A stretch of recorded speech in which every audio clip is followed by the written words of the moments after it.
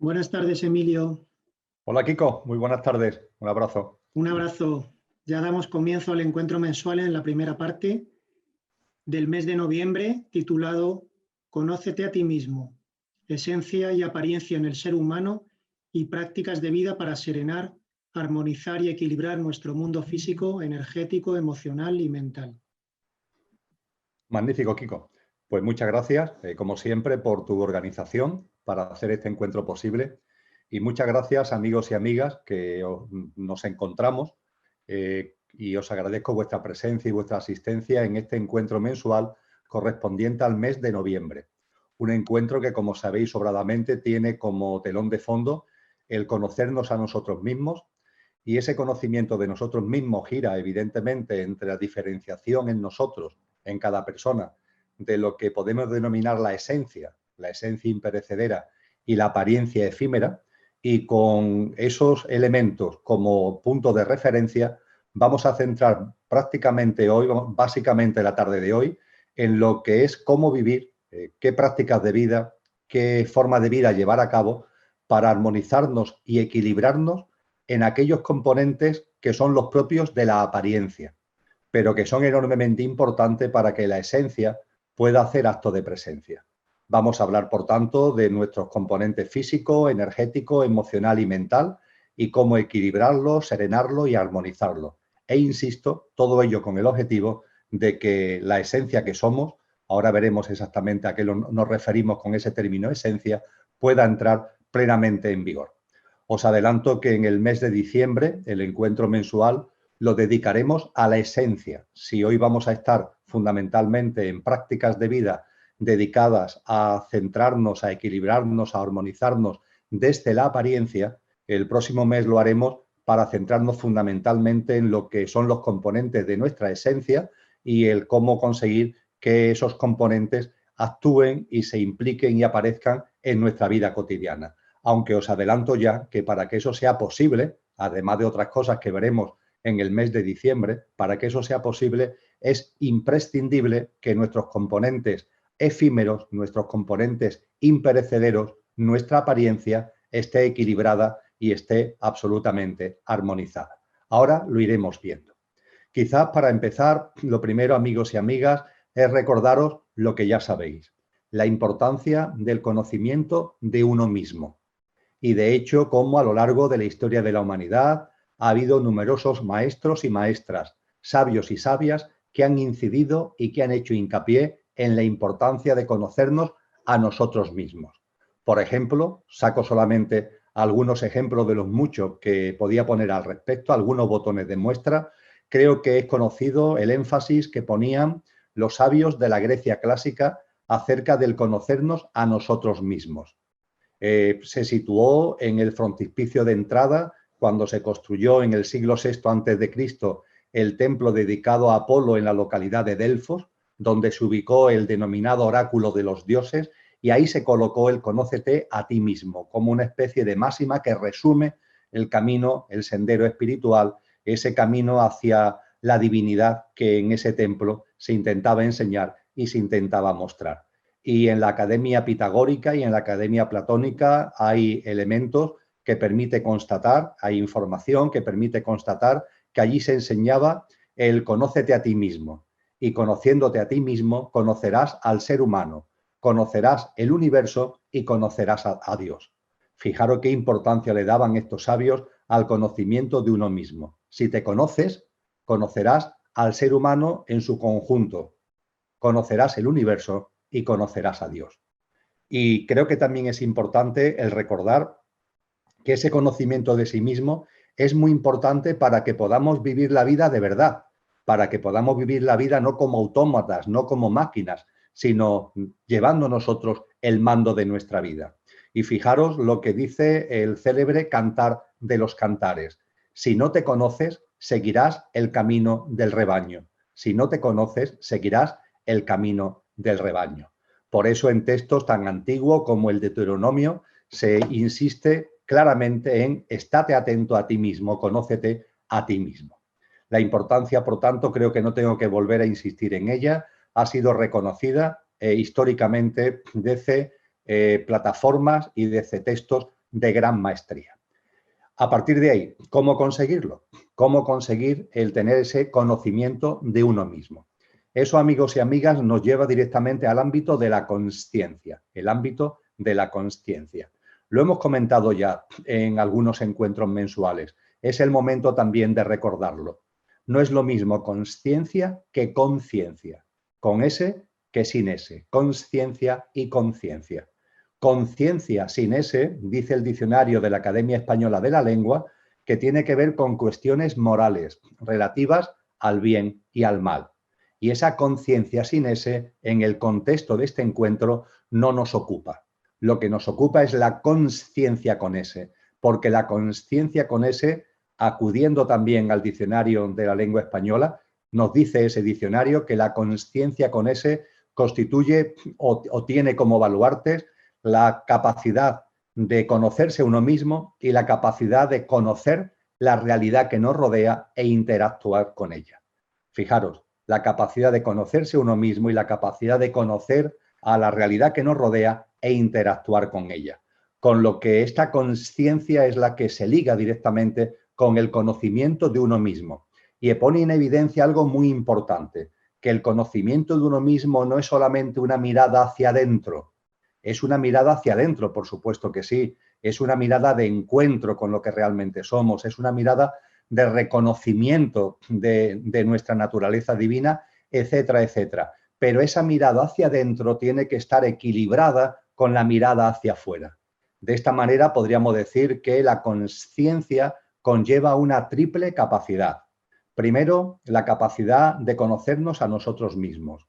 Segundo, la capacidad de conocer la realidad que nos rodea. Y tercero, actuar en esa realidad equilibradamente, armónicamente, conscientemente, desde el conocimiento de uno mismo. Con lo que la consciencia y el conocimiento de uno mismo tiene dos caras que son de la misma moneda, lo interior y lo exterior y lo interior. Y coincidiréis conmigo en cuánta confusión hay al respecto y ha habido siempre en el ámbito de la espiritualidad y en el ámbito de la consciencia sobre lo interior y sobre lo exterior. Incluso ha habido voces que intentaban de alguna forma llamar la atención a que el camino espiritual, el camino de la consciencia, es un camino de rechazo de lo exterior. Nada más lejos de la realidad. El camino de la consciencia es siempre un camino de equilibrio, el justo medio del que hablaba magníficamente y nos legó sus enseñanzas Aristóteles, el justo medio, lo interior y lo exterior. No elijáis, hay que tener la mirada hacia adentro y también que esa mirada hacia adentro sirva para actuar hacia afuera. Y no permitir, en la medida de lo posible, no permitiros el que andéis cojos por la vida, entre lo interior y lo exterior. No es necesario taparse ningún ojo, ni el interior ni el exterior. Vivir los dos plenamente. La mirada hacia adentro y esa mirada hacia adentro que vaya unida a una acción hacia afuera. No caigáis en el error de iros hacia afuera sin conoceros a vosotros mismos, porque entonces nos perdemos en las apariencias, nos perdemos en el mundo exterior. Pero tampoco caigáis en el error de volcaros hacia adentro y olvidar lo externo, entendiendo que lo externo no tiene que ver con nosotros, porque nosotros estamos en el camino de la consciencia o en el camino de la espiritualidad. Eso simplemente es una ficción, porque si nuestra naturaleza divina está aquí encarnada, no es por casualidad. Estamos aquí encarnados para vivir la vida en este plano y en última instancia para traer el cielo a la tierra. Y traer el cielo a la tierra conlleva esta doble mirada, la interior y la exterior. Creo que no es necesario posiblemente que insista más al respecto, porque seguro que la inmensa mayoría de vosotros ya lo tenéis ahí como baluarte en vuestra práctica cotidiana, pero es importante recordarlo y os pido que lo tengáis muy presente porque, repito, hay mucha confusión con relación a estos extremos. A partir de ahí podemos dar un paso más en ese conocimiento de nosotros mismos, en ese equilibrio entre la mirada hacia adentro y la mirada hacia afuera, entre el sendero espiritual que es interior pero que se vuelca hacia una acción que es exterior, evidentemente una acción compasiva, una acción amorosa, una acción llena de armonía y de alta vibración. Para dar un paso más, nos tendríamos ya que plantear con más precisión qué significa el conocerse a uno mismo. ¿Hay alguna manera de plasmarlo de un modo gráfico, rápido, sencillo de entender? Pues por supuesto que sí, porque conocerse a uno mismo significa sobre todo y ante todo el darnos cuenta que en vosotros y en mí, en todos los seres humanos, de hecho en todas las formas de vida, pero en lo que nos interesa ahora, en los seres humanos, hay esa esencia y esa apariencia a la que hacía mención anteriormente, que lo podemos ahora profundizar un poquito más diciendo que hay unos componentes en vosotros y en mí que son perecederos, es decir, que están llamados a disolverse, que están llamados a fallecer, pero hay otra parte en vosotros y en mí que es imperecedera. En el ser humano, desde el conocimiento de uno mismo, se puede comprobar, se puede vivir, se puede experimentar, no ya desde el intelecto, sino desde la vivencia plena y absoluta, se puede comprobar que en el ser humano hay una parte efímera, pero hay una parte imperecedera. Es lo que coloquialmente a mí me gusta llamar coche y conductor. El coche es la parte perecedera del ser humano. Ahora veremos el yo físico, emocional, mental y la personalidad a él asociada. Y lo que es el conductor es lo imperecedero, lo no efímero que hay en vosotros y que hay en mí. Y en definitiva eso es lo que somos, un conductor encarnado en un coche para vivenciar, para experimentar la vivencia humana.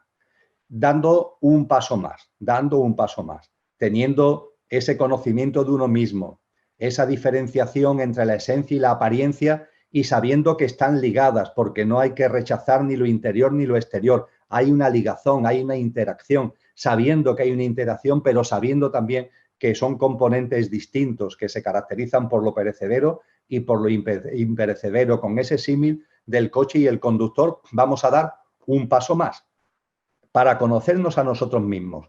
¿Podemos profundizar más? ¿Podemos ir más allá en ese conocimiento de nosotros mismos? Pues bien, las tradiciones filosóficas y las tradiciones espirituales nos han dado importantes pistas. Por ejemplo, en una tradición espiritual que posiblemente sea la más cercana a la mayoría de vosotros y de vosotras, el cristianismo se nos dice con toda claridad que el ser humano es cuerpo, alma y espíritu. Os suena, ¿verdad? Cuerpo, alma y espíritu. Es lo que dice Pablo de Tarso, San Pablo, en la primera carta a los tesalonicenses. El ser humano es cuerpo, alma y espíritu. Esto ya es un avance con relación al conocimiento del coche y el conductor, de la apariencia y de la esencia, porque el cuerpo está ligado evidentemente con la apariencia.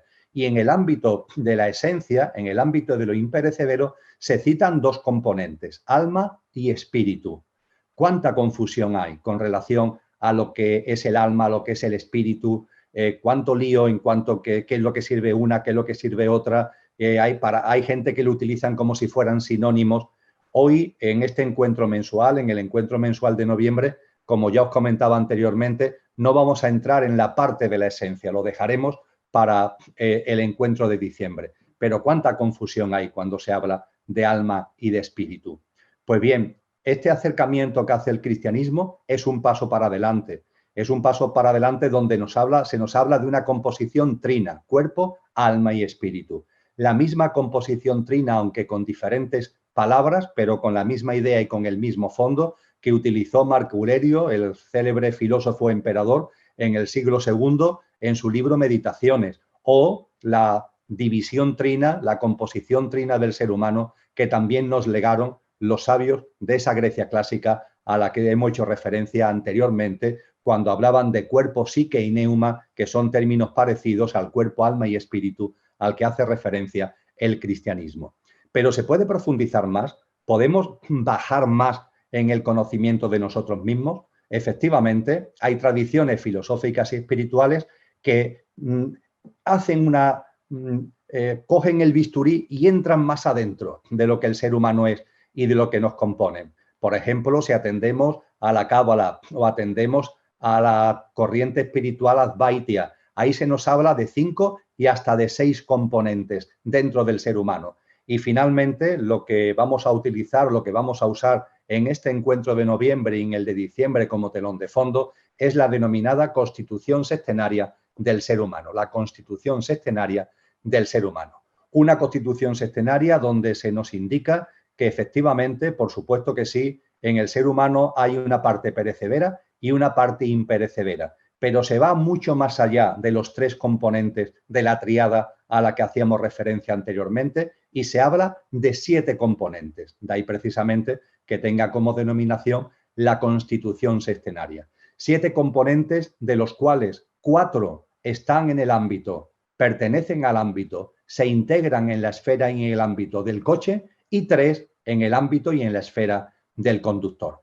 Concretamente, cuando se habla en la constitución sextenaria del conductor, de lo imperecedero del ser humano, se nos habla como el cristianismo de espíritu y de alma, pero con una importante diferencia, y es que se habla de espíritu, se habla de alma, pero dentro del alma se hace una diferenciación, porque se habla del alma universal, el alma una universal, y de las almas individualizadas, con lo que en el ser humano, desde el punto de vista de nuestra esencia, como componentes fundamentales, tenemos el espíritu, el núcleo duro, permitirme que me exprese así, la chispa divina en estado puro, el alma universal que está en nosotros y que también es una igual que el espíritu, aunque esté en cada uno, y el alma individualizada a la que en la tradición de la constitución sextenaria, por los motivos que veremos en diciembre, se le llama también cuerpo causal. Estos 3 componentes, espíritu, alma universal y alma individualizada, son los componentes fundamentales de nuestro trinario superior, de nuestro yo superior, de nuestra parte imperecedera. Y con relación a la parte perecedera y con relación al coche, pues con relación al coche, en la constitución sextenaria se nos indica que el ser humano tiene fundamentalmente 4 componentes, 4. 3 muy visibles y 1 que puede pasar desapercibido. Esos 4 componentes son el cuerpo físico denso, esto, lo que vemos a simple vista, el cuerpo etérico, del que algunas personas pueden poner en duda su existencia, ya haremos referencia a él, a este cuerpo etérico o energético, con más detenimiento a lo largo de la tarde de hoy para comprobar que de ficción o de fantasía ninguna, que ese cuerpo etérico energético está ahí con la misma realidad y con la misma potencia, sino más que el cuerpo físico denso, y junto con el cuerpo físico y el cuerpo etérico, nuestro mundo emocional y nuestro mundo mental, nuestro mundo emocional y nuestro mundo mental. Estos son los 4 grandes componentes del ser humano que están en vosotros, que están en mí, que configuran la apariencia, que configuran el coche y que están llamados a morir, están llamados a disolverse, tienen fecha de caducidad, lo que no significa que tengan mucha importancia. Con brevedad voy a hacer ahora una breve presentación de estos 7 cuerpos, de estos 7 componentes a los que he hecho mención. Va a ser muy rápida porque lo que nos interesa es ir a la práctica. No obstante, algunas notas teóricas básicas, fundamentales, son muy importantes. Con relación al espíritu, el componente que, como decía, es el núcleo duro de la esencia divina en el ser humano, el espíritu es efectivamente eso.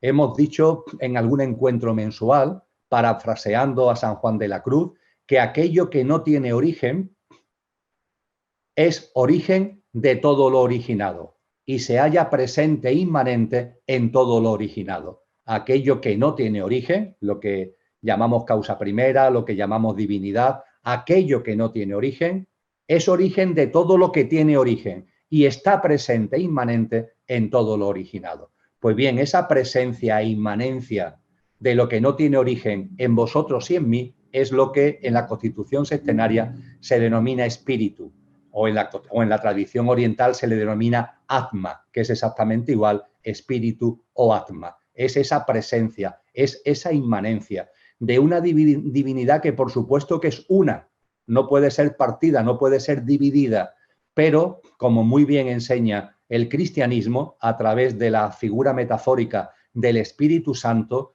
ese espíritu está siendo uno, está en cada uno. Esta es la lección esotérica de la figura del Espíritu Santo. El Espíritu que es uno y que siendo uno está en cada uno de la misma manera que el aire que respiramos es uno, pero al inspirar está en cada uno. Eso es el espíritu.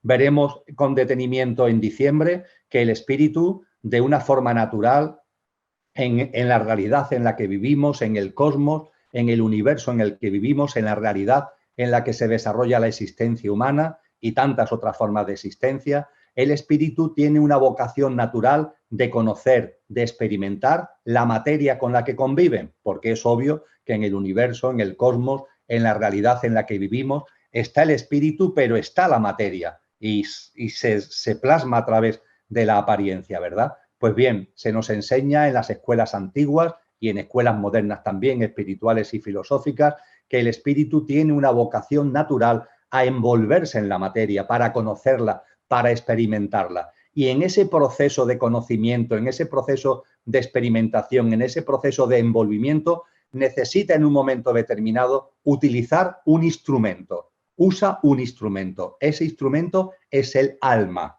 Y como el espíritu es uno, el instrumento alma también es una. De ahí que se hable de un alma una o de un alma universal. Sin embargo, de ese alma una y de ese alma universal, como consecuencia precisamente de la interacción con la materia, con las formas de vida materiales y con los distintos planos y dimensiones, es como si fuera un gran árbol, ese alma una o ese alma universal, como si fuera un enorme árbol al que le van saliendo hojas. Todas las hojas están integradas dentro del gran árbol, pero cada hoja tiene una identidad propia, aun perteneciendo al mismo árbol. A esa hoja, metafóricamente, es a lo que se denomina alma individual o alma individualizada, que es la que está encarnada en vosotros, la que está encarnada en mí. Cada uno, entre comillas, tiene su alma individualizada, un alma individualizada que lleva un recorrido de reencarnaciones, de cadena de vida. La que está hoy encarnada en mí ha estado encarnada en otras formas de vida humanas antes y estará encarnada después en otra forma de vida humana, igual que la que está en vosotros en estos momentos. Y ese alma individualizada tiene un camino de evolución en autoconsciencia del modo y manera que veremos en el encuentro de diciembre.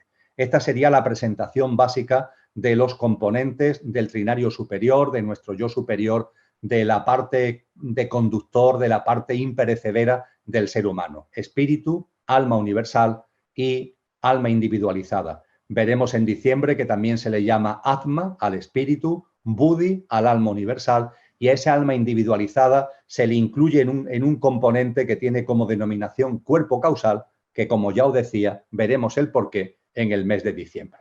Esta es la esencia, esta es la composición plena, esto es lo que no conoce la muerte, estos son los componentes que, por tanto, al ser no efímeros sino imperecederos, son nuestro auténtico ser, son nuestra auténtica naturaleza. Pero ahora bien, estamos encarnados aquí, estamos encarnados en un coche para algo enormemente importante, que es experimentar la vivencia humana. Y eso tiene una enorme importancia y, por tanto, los componentes efímeros, aunque sean efímeros, son de una enorme trascendencia y tenemos que prestarle mucha atención. Yo creo que con el ejemplo del coche y el conductor se entiende perfectamente, ¿no? La mayoría de nosotros somos conductores y tenemos coches, pero ese coche que tenemos no lo maltratamos, lo tenemos que tener a nuestro servicio, ¿verdad? Y para que esté a nuestro servicio tiene que estar en buen estado de forma. Es lo que metafóricamente, aplicado a lo que aquí estamos hablando, significa el equilibrar y armonizar los componentes de nuestra parte efímera, de lo que en la constitución sextenaria se denomina el cuaternario inferior. ¿Por qué al pequeño yo se le denomina cuaternario inferior? Porque tiene 4 grandes componentes, de ahí el nombre de cuaternario inferior. ¿Esos componentes cuáles son? Lo citábamos antes, vamos a insistir en ellos ahora. El cuerpo físico denso, este cuerpo. En segundo lugar, el cuerpo etérico o energético. Lo hemos citado ya y os compartía que, como no se suele ver, hay personas que lo ven, hay personas clarividentes que perciben claramente, algunos lo llaman aura, exactamente el aura puede ser del cuerpo etérico, pero también puede ser de nuestro mundo emocional y de nuestro mundo mental, pero hay gente que lo percibe y al percibirlo lo tienen claro su existencia. Nosotros también lo deberíamos tener claro, porque hay tantas experiencias en nuestra propia vida o en el entorno que ponen en evidencia la existencia de ese cuerpo etérico o energético. Por ejemplo, cuando se practica la acupuntura efectivamente se trata de poner agujas en la epidermis, pero no se ponen en cualquier lugar de la epidermis, ¿verdad? Se ponen en lugares muy concretos de la epidermis que se sabe que tienen un especial valor energético. Un valor energético son puntos estratégicos desde el punto de vista energético que tienen que ver con la red energética de nadis que nos enseña el yoga y con los célebres chakras de los que todos hemos oído hablar.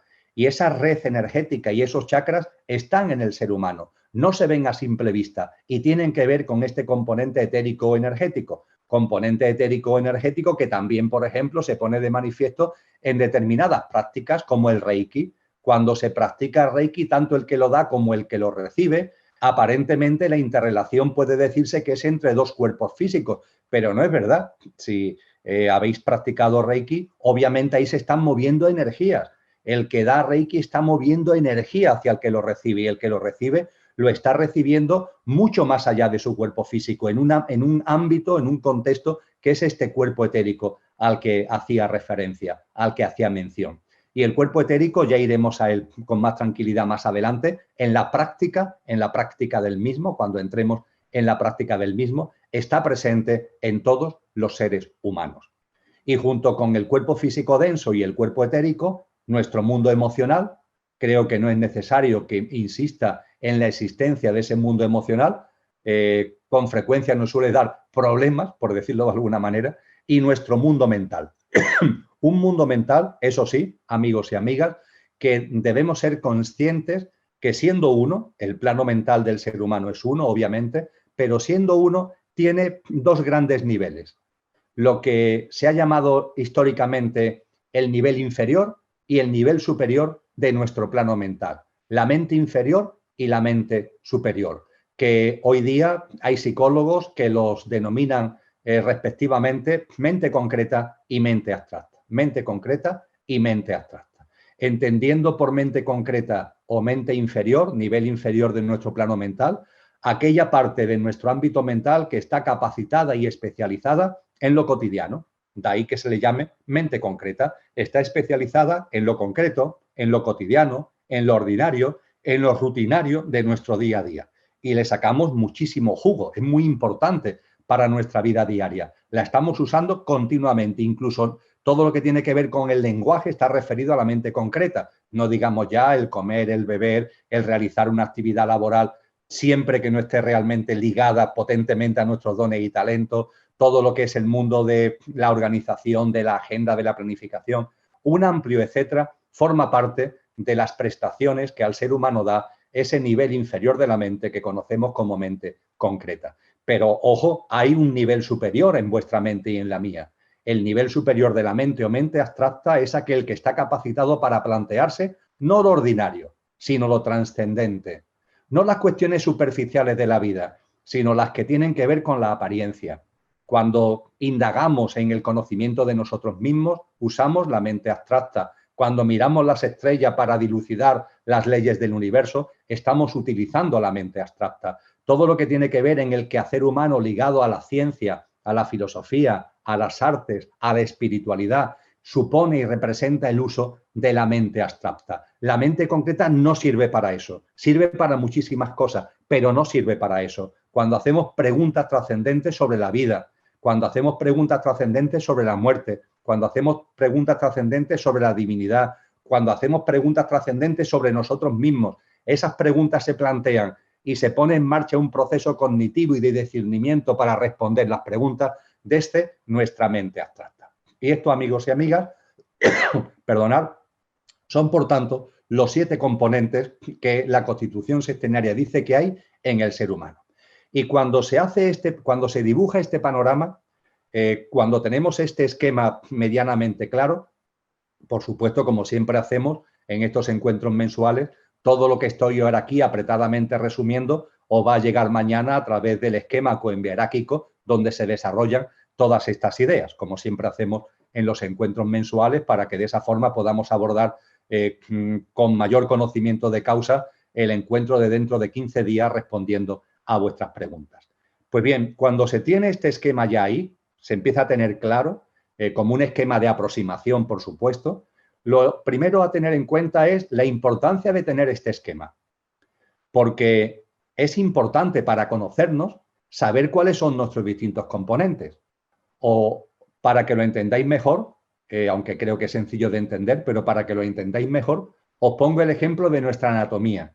Para conocer nuestra anatomía, cuanto mayor conocimiento tengamos de los órganos que la componen, a esa anatomía, será mejor, ¿verdad?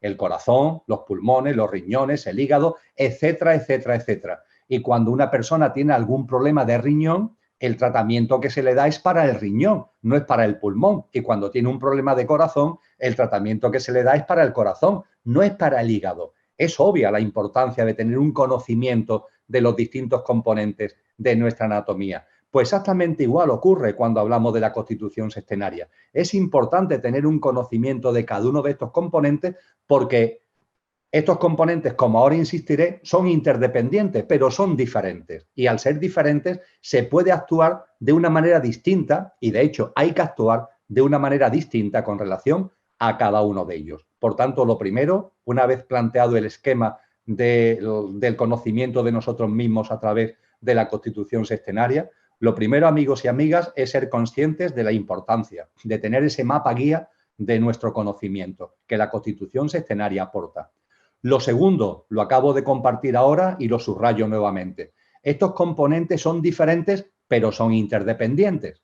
Obviamente, en la anatomía humana, el hígado, el pulmón, el riñón, el corazón, etcétera, son independientes, pero son interdependientes. Son diferentes, perdón, pero son interdependientes. Son diferentes, pero son interdependientes. Lo mismo ocurre con los componentes del ser humano. Son diferentes y se actúa o se puede actuar con ellos de forma independiente, pero ojo, siendo diferentes, a su vez son interdependientes. El uno repercute en el otro. Os pongo solamente un ejemplo. Hoy se habla mucho y con razón de que nuestro mundo emocional repercute en el cuerpo físico, que cuando hay turbulencias, cuando hay alteraciones emocionales en una persona, eso puede dar lugar a enfermedades en el cuerpo físico, ¿verdad? De esto se habla mucho. Quizás exagerando, porque no todas las enfermedades tienen que ver con lo emocional, pero es verdad que las alteraciones emocionales, las perturbaciones emocionales pueden repercutir, ya veremos por qué a lo largo de esta tarde, pueden repercutir en nuestro cuerpo físico. Es una muestra de que lo físico y lo emocional, desde luego que son distintos, porque cuando hay una alteración emocional, tú no vas a tranquilizar, no vas a calmar esa perturbación, esa alteración emocional yendo al gimnasio, pongamos por caso. Cuando tienes un problema económico, cuando tienes problemas en la relación de pareja, cuando fallece un ser querido, esa alteración y esa perturbación emocional no se solventa yendo al gimnasio, porque lo físico es una cosa y lo emocional es otra. Pero siendo diferentes, son interdependientes. Y este ejemplo que estoy poniendo entre lo físico y lo emocional es válido para el contexto de la constitución sextenaria en su totalidad. Estamos hablando de 7 componentes.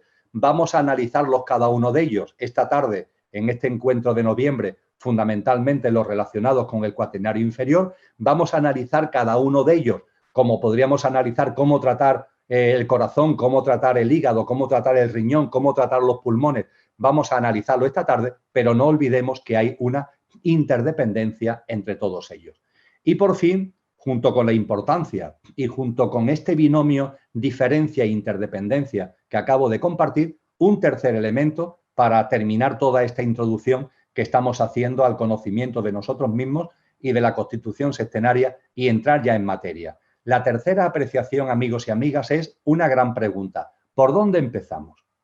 Una vez que quieres conocerte a ti mismo, una vez que eres consciente de la interrelación que tiene el conocimiento de ti mismo con la consciencia, una vez que empiezas a percibir que ese conocimiento conlleva el ir diferenciando en ti distintos componentes perecederos e imperecederos que están ahí, y utilizando el mapa guía de la constitución sextenaria con ese cuaternario inferior y ese trinario superior, la pregunta que se plantea por puro sentido común: ¿por dónde empiezo? ¿Por dónde empiezo?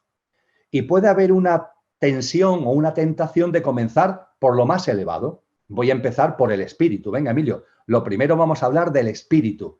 Y ya lo que tiene que ver con lo físico, con lo energético, incluso con lo emocional, lo dejamos para después. Vamos a empezar por el espíritu, vamos a empezar por el alma, vamos a empezar por ahí.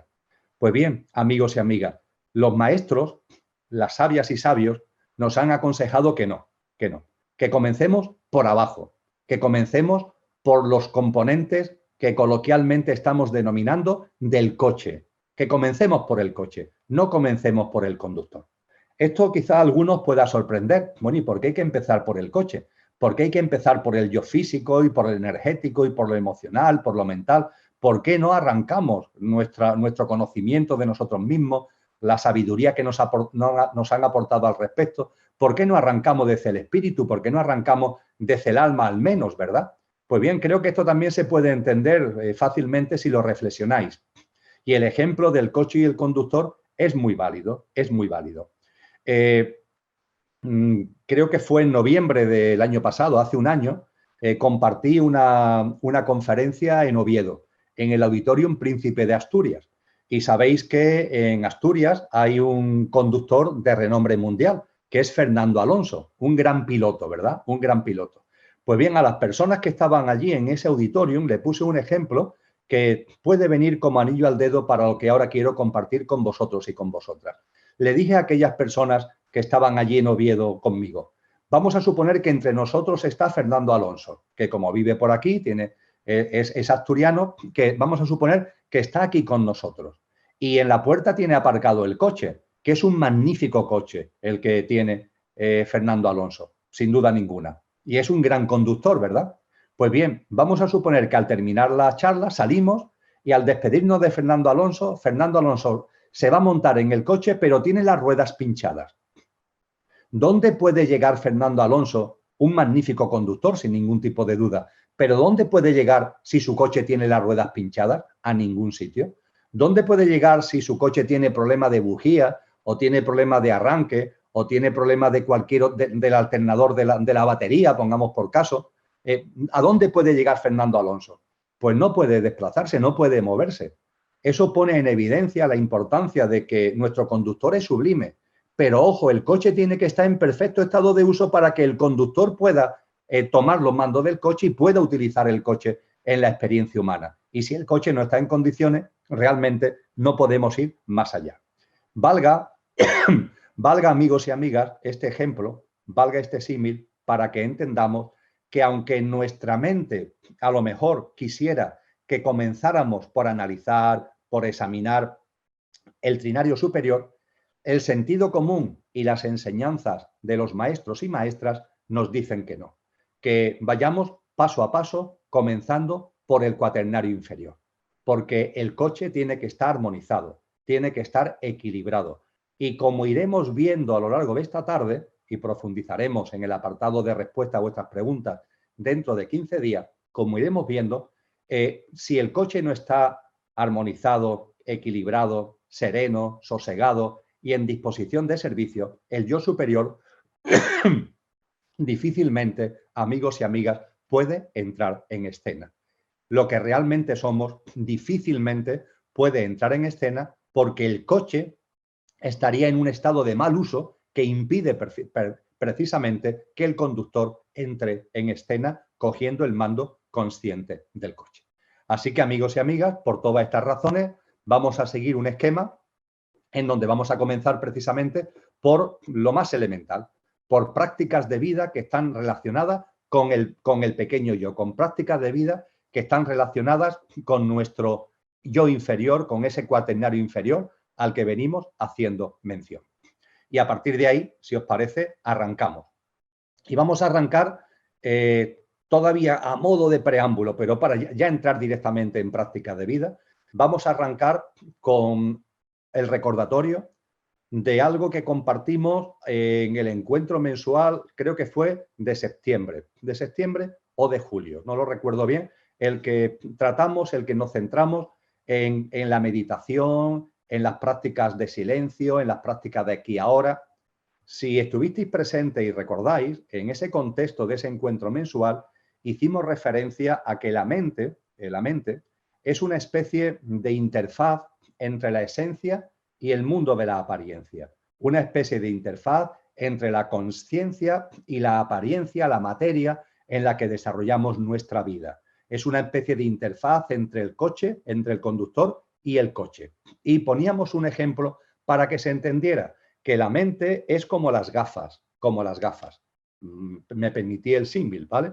sobre todo para personas como yo, que si nos quitamos las gafas tenemos serios problemas visuales. Yo necesito las gafas para relacionarme con el mundo exterior. Pues bien, el ser humano necesita un instrumento que es la mente para relacionarse con el mundo de la apariencia, con el mundo de la materia. La esencia, consciencia que somos, necesita una interfaz que es la mente, en nuestro símil las gafas, para relacionarse con el mundo de la materia. Y si la mente no estuviera, no tendríamos capacidad de relacionarnos de la misma forma que yo tengo serios problemas para relacionarme con el mundo que me rodea si no llevo puestas las gafas.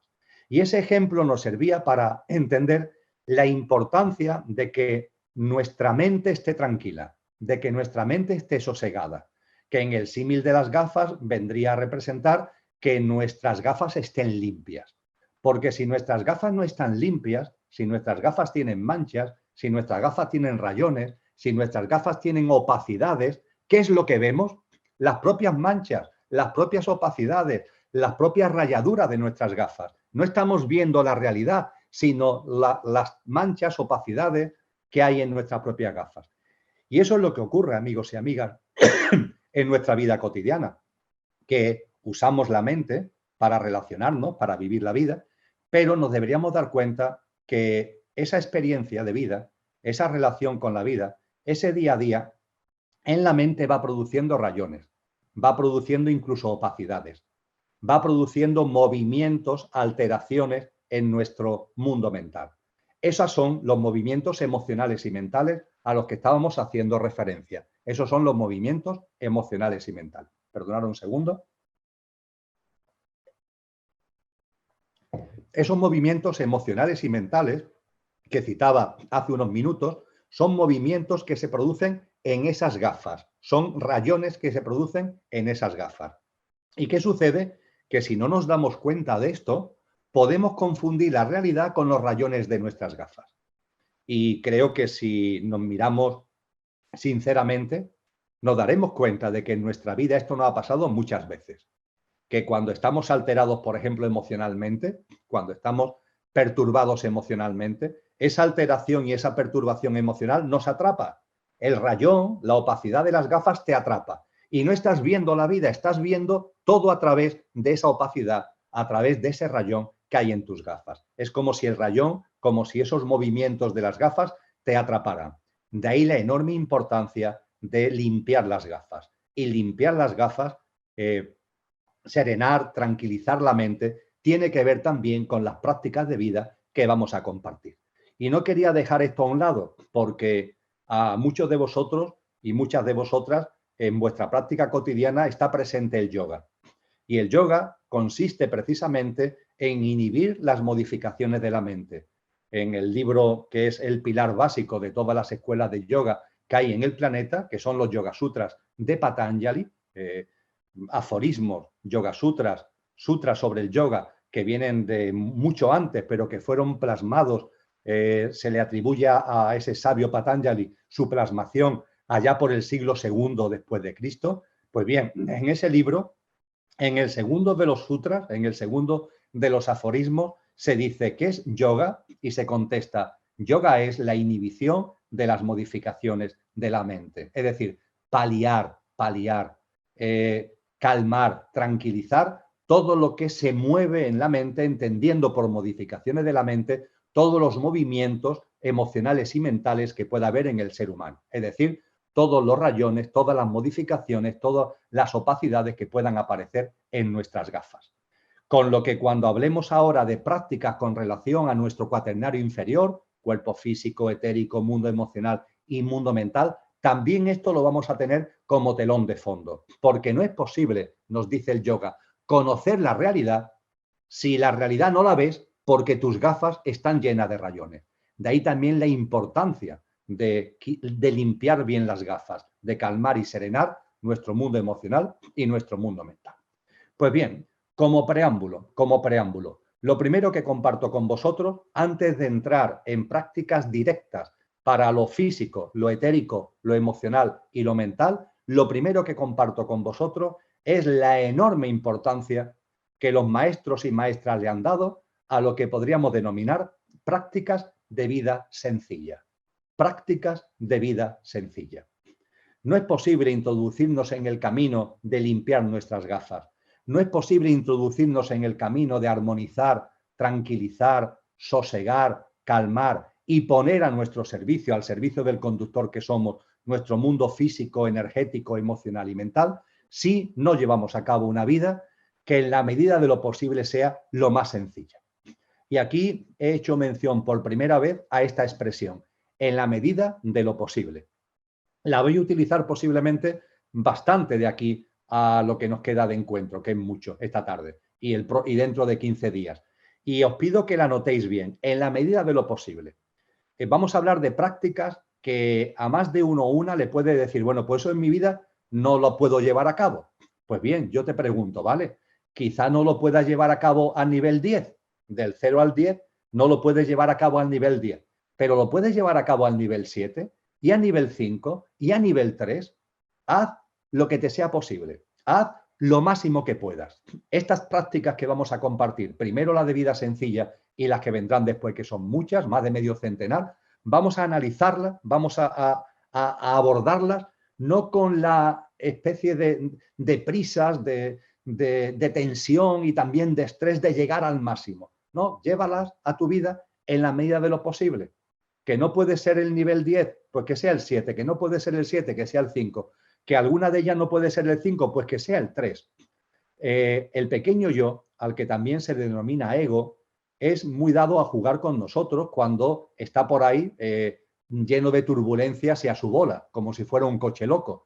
Y juega con nosotros de una forma muy curiosa con relación a lo que estamos comentando, porque cuando no puedo hacer una cosa a nivel 10, entonces no hago nada. Como no puedo hacerlo a nivel 10, no hago nada. Por favor, no caigamos en ese juego estúpido del 10 o el 0. Entre el 0 y el 10 hay muchos niveles. Que no puedes llegar al 10, no le hagas caso a ese pequeño yo, no le hagas caso a ese ego que dice, pues entonces no hago nada. No, no, intenta hacer lo máximo que puedas. ¿Qué es 3? Que sea 3, no te quedes en 2. ¿Qué es 7? Que sea 7, no te quedes en 6.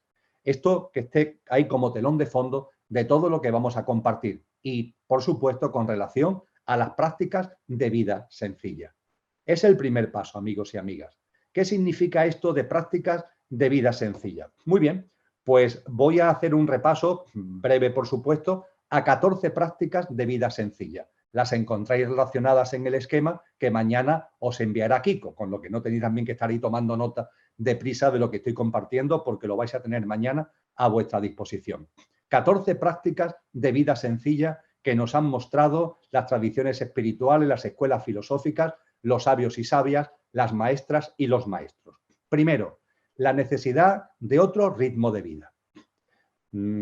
¿Es necesario que me extienda al respecto?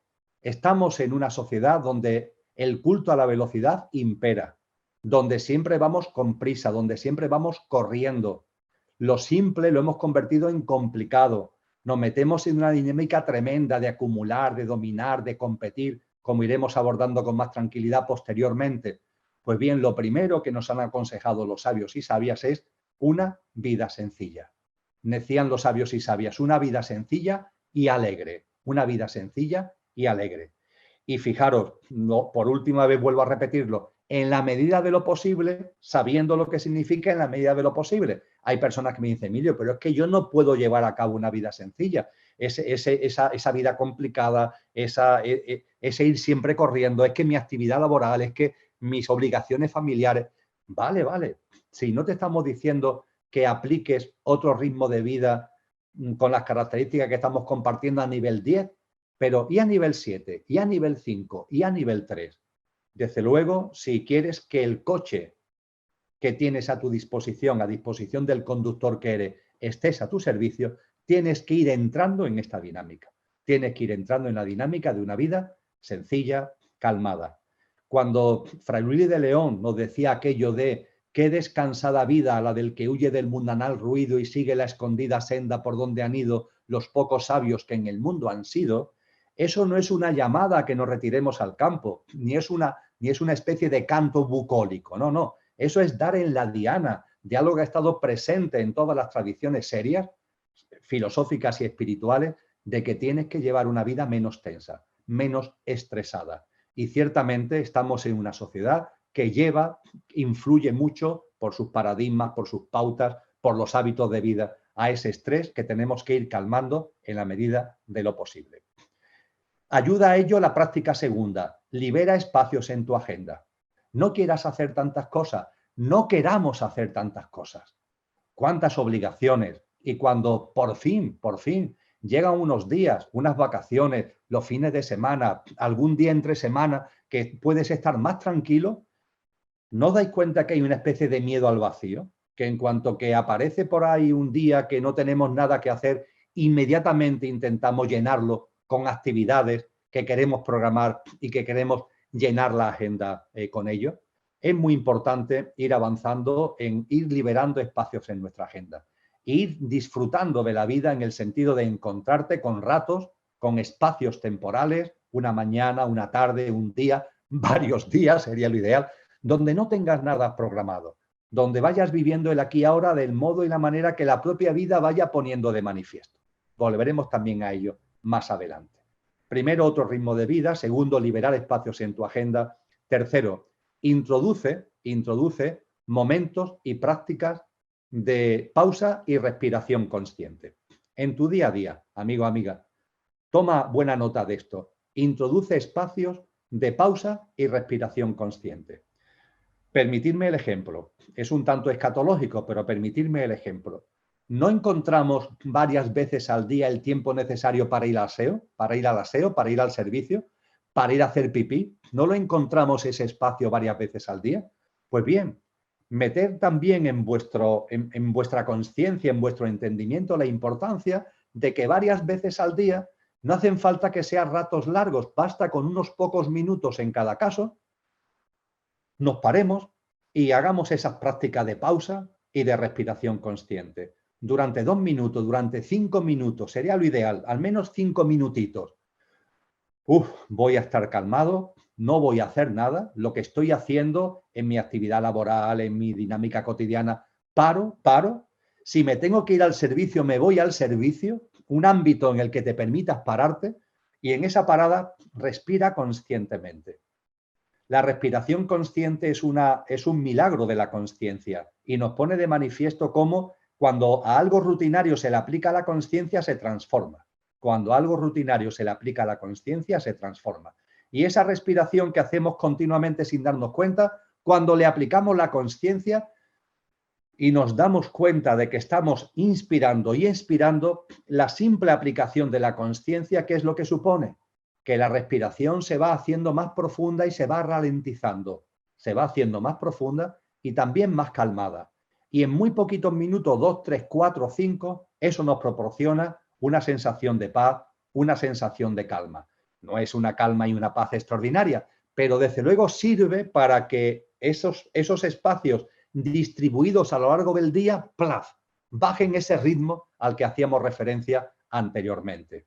Igualmente, junto con estas prácticas de pausa y respiración consciente, espacios de silencio. Espacios de silencio que también vayan ligados a una mirada interior.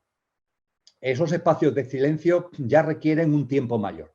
No estamos hablando como de pequeños Kit-Kat a lo largo del día, sino que requiere que en algún momento del día, o al menos varias veces a la semana, encontréis un momento de estar con vosotros mismos, de guardar silencio verbal, de intentar que haya el menor ajetreo mental, aunque la mente, como comentaremos posteriormente, seguirá ahí a lo suyo, y que en esos espacios de silencio duren por lo menos 20 minutos, 30 minutos. Intentar, insisto, guardar silencio verbal.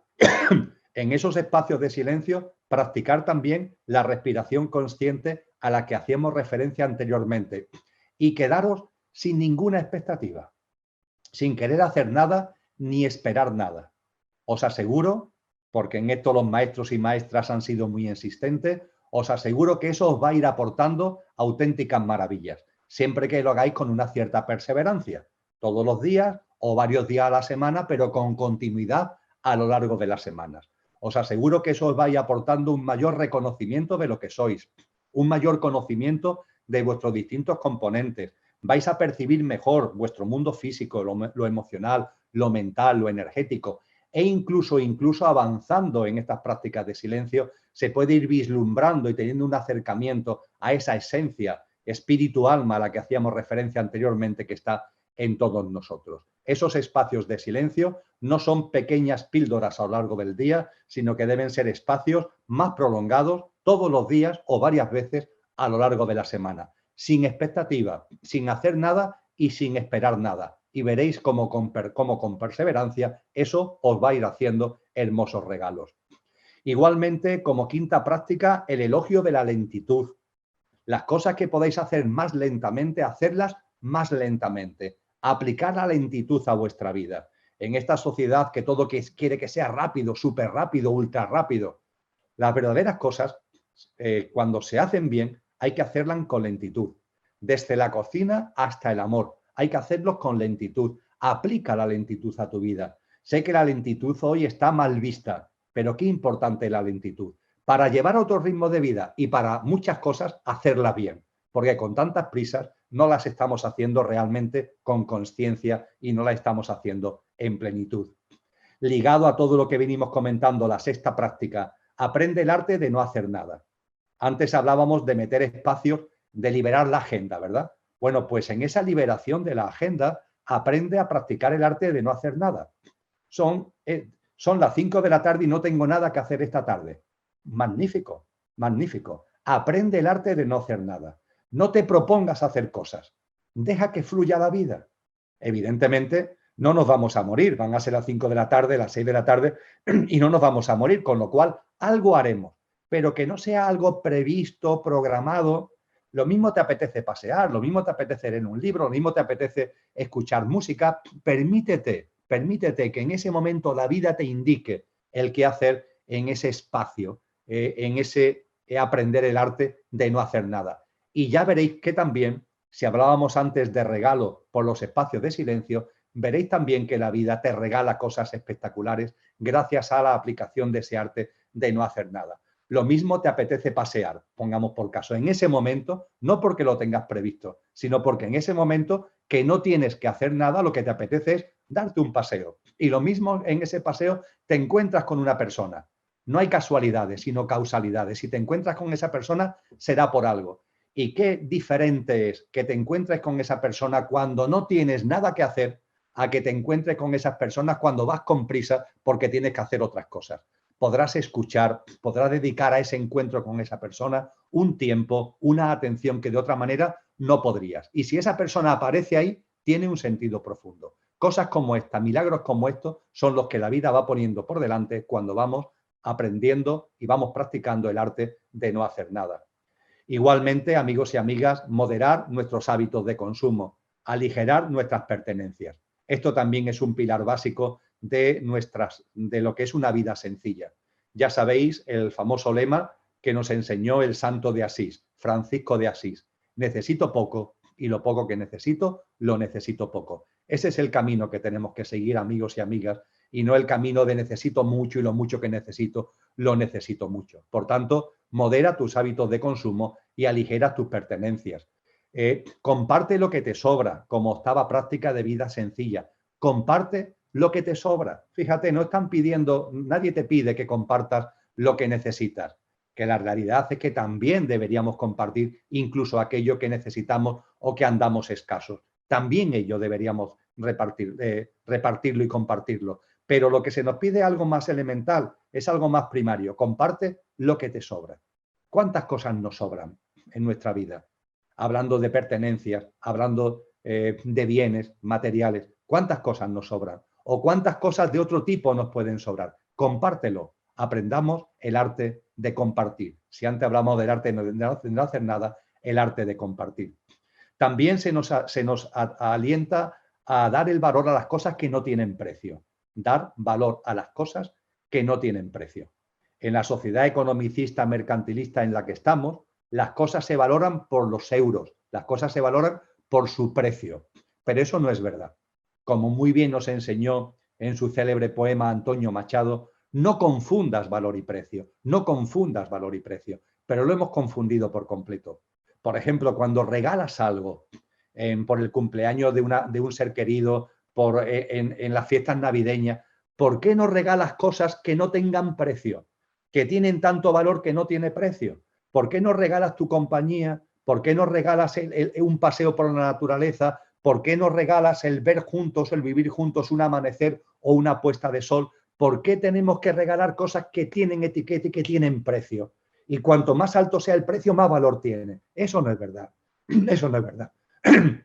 Una caricia, una sonrisa, una mirada, una atención, una escucha, un acompañamiento, una presencia, tiene mucho más valor que todo eso, pero lo hemos olvidado. Y los sabios y sabias en las prácticas de vida sencilla nos insisten sobre esto. Da valor a las cosas que no tienen precio, porque son las que de verdad tienen valor. Tienen tanto valor que ni siquiera tienen precio.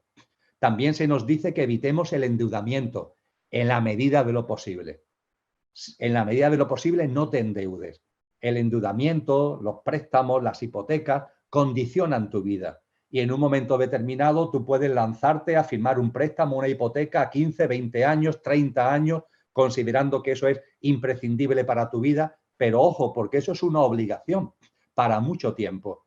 Y puede ser que en tu vida surjan cosas, sucedan cosas, pasen cosas.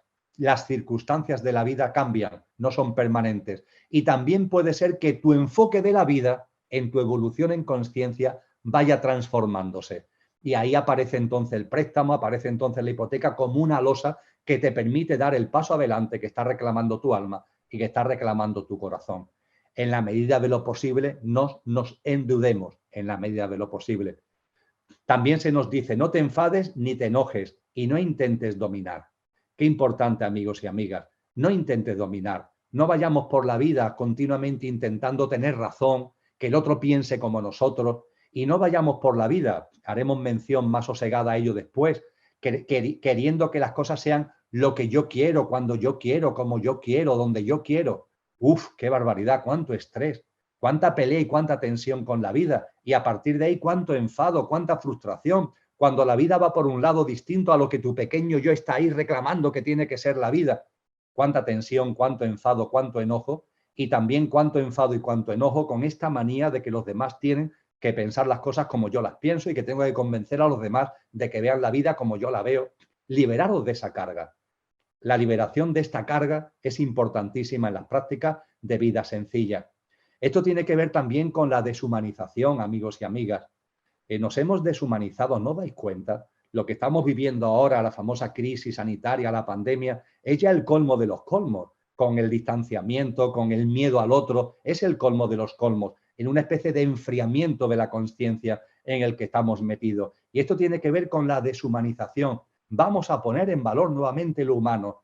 Vamos a poner incluso en valor lo humano frente a las tecnologías. Las tecnologías son muy importantes, la inteligencia artificial ojalá sirva para que demos un paso adelante y nos vayamos liberando de la esclavitud del trabajo, porque nadie ha nacido para venderse como fuerza laboral. Ojalá sirvan para eso y no sean utilizadas para otras cosas. Pero en cualquier caso, la inteligencia artificial nunca, nunca va a sustituir el entusiasmo, el corazón, los talentos, las capacidades, la sensibilidad, la inspiración, la intuición de los seres humanos. Vamos a poner en valor lo humano. Vamos a poner el valor humano con ternura, con compasión hacia los demás, viviendo de una forma que en definitiva sea realmente humana. Y desde luego, junto con ir saliendo de la deshumanización en las prácticas de vida sencilla, ir saliendo también de la desnaturalización. Nos hemos alejado de la vida, nos hemos alejado de la naturaleza.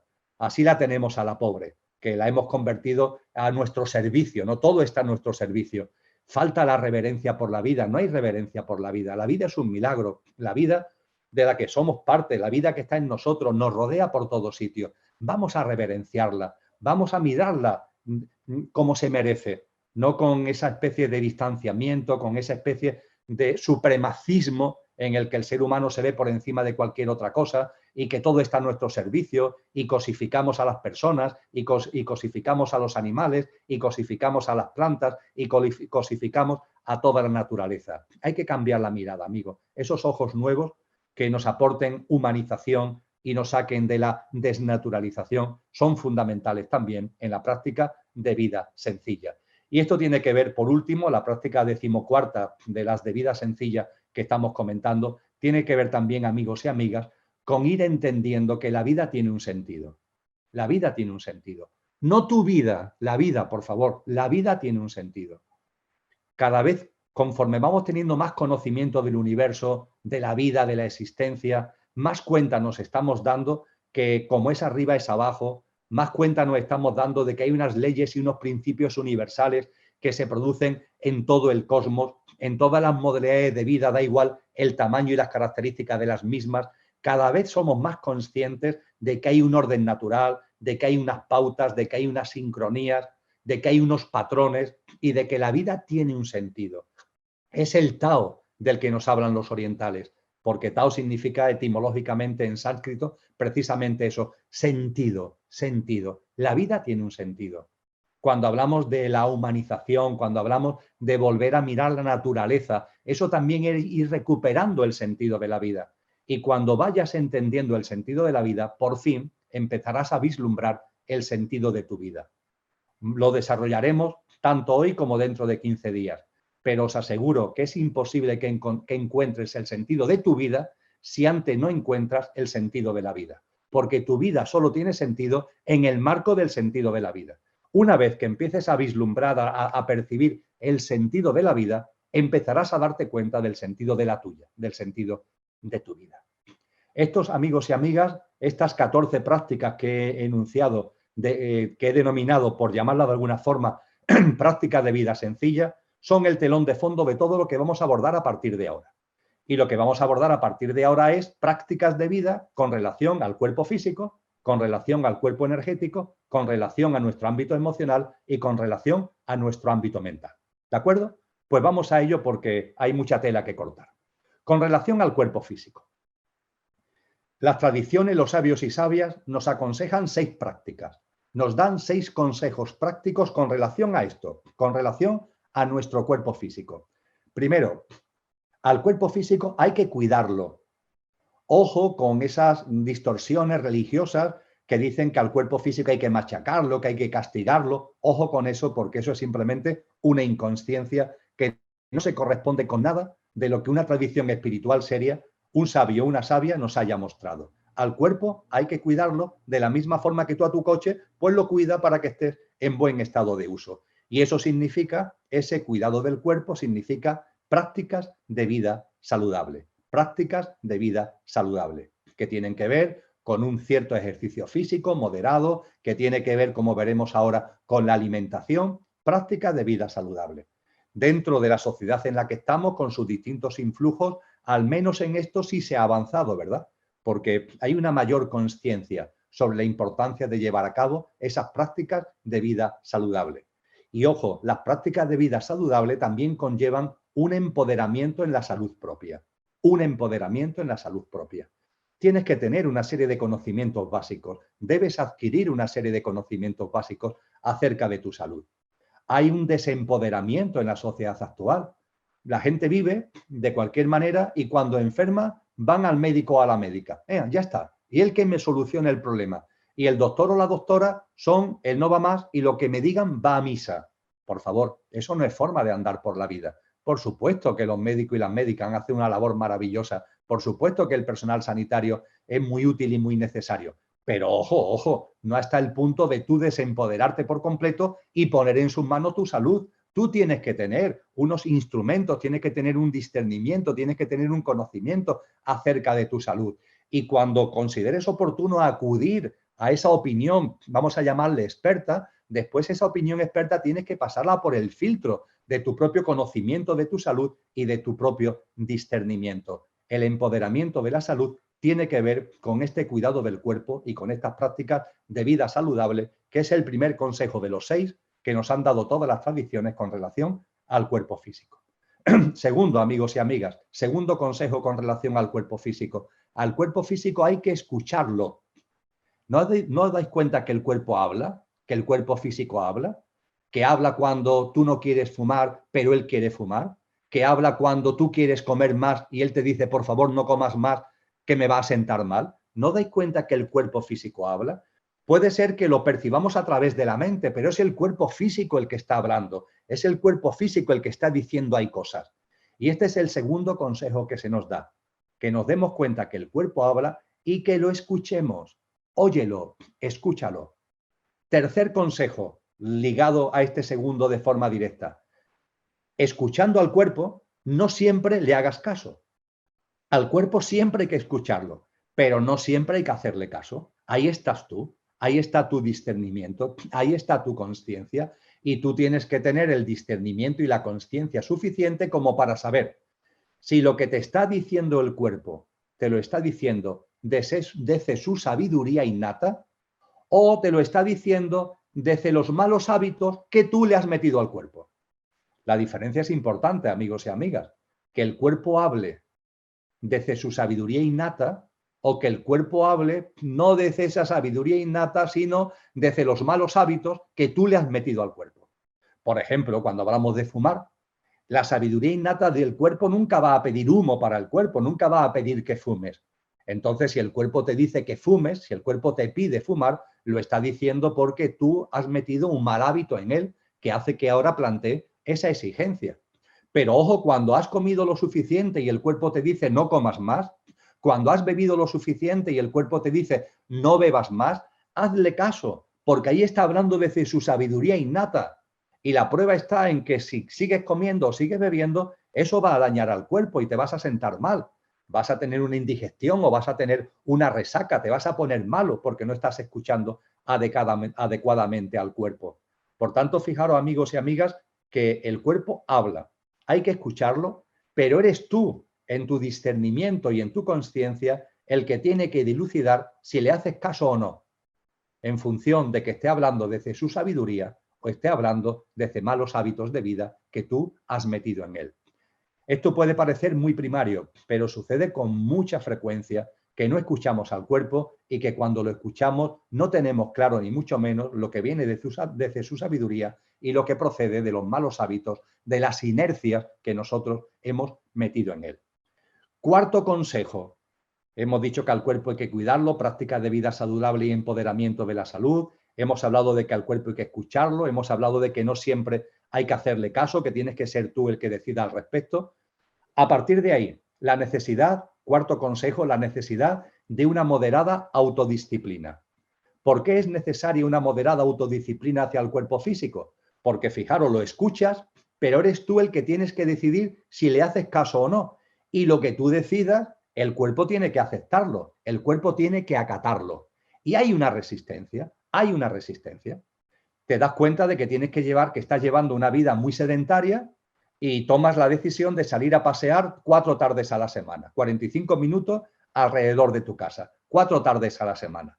Te compra incluso una ropa especial, te compra unas zapatillas para andar más cómodo y estás sentado y te estás abrochando las zapatillas para salir al paseo y te dice el cuerpo, ¿pero a dónde vas? ¿A dónde vas? Estate quieto aquí, hombre, con lo bien que se está aquí en casa, con lo bien que se está en el sofá, ve la tele. El cuerpo está hablando ahí desde la inercia que tú has introducido en él, no desde su sabiduría. Y hay mucha gente que dice, mira, es verdad, lo haré mañana. Claro, decir que lo harás mañana es que no lo vas a hacer nunca. Y va pasando el tiempo y un día porque llueve, otro día porque hace calor, otro día porque hace frío, finalmente no metes esa práctica saludable en tu vida, que es no llevar una vida sedentaria.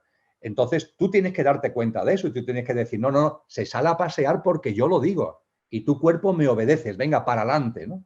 Pero para que eso se produzca, para que el cuerpo acate lo que tú decides, al escucharlo, tú decides lo que hay que hacer, sí o no. Para que el cuerpo acate, eso no es algo que surge por casualidad, sino que necesita que en tu vida cotidianamente haya unas prácticas de vida de moderada autodisciplina del cuerpo. Que el cuerpo sepa quién manda, entre comillas. Fijaros que las tradiciones espirituales tienen, por ejemplo, prácticas de ayuno.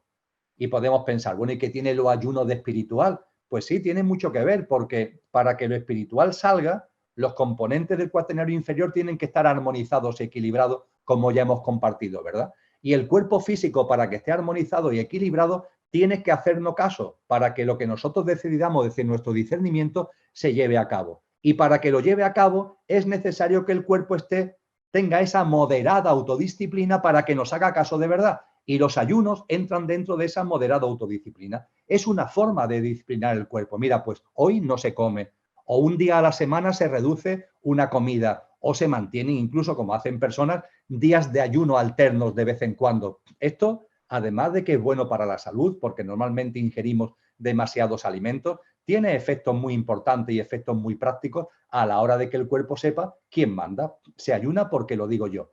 Lo que hablamos de ayuno pueden ser otras muchas cosas. Por ejemplo, el acostumbrar al cuerpo a que se pasea a la hora que yo digo, cuando yo digo, porque yo lo digo. Eso también es una moderada autodisciplina. Hacer una cierta actividad física, ir al gimnasio, son también prácticas sin exageraciones siempre, porque al cuerpo no se le puede machacar sin exageraciones, pero son prácticas de una moderada autodisciplina que sirven para que el cuerpo te haga caso cuando tú decides lo que hay que hacer y no empiece a ir a contradecirte de modo y manera que al finalmente tú hagas lo que el cuerpo dice y no lo que tú en tu consciencia y en tu discernimiento entiendes que hay que hacer. Y por último, sexto y último consejo con relación al cuerpo físico. Este sexto consejo tiene como telón de fondo el hecho de que nuestro cuerpo físico no está construido una vez y ya está, sino que se está reconstruyendo continuamente. Sabéis, habréis oído, que las células de nuestro cuerpo mueren y nacen continuamente, ¿verdad? Hay algunas que duran pocos minutos, hay otras que son más duraderas, pero en cualquier caso, todas las células, como mucho, viven no más de 7 años. Tenemos billones de células, decenas de billones de células configuran nuestro cuerpo físico. Se agrupan en órganos, se agrupan en tejidos y son decenas de billones de células. Pues bien, esas células nacen y mueren, con lo que cada 7 años nuestro cuerpo realmente es nuevo, entre comillas, se ha reconstituido celularmente por completo. Y esto hace que las tradiciones antiguas, los maestros y maestras nos hayan alertado sobre algo.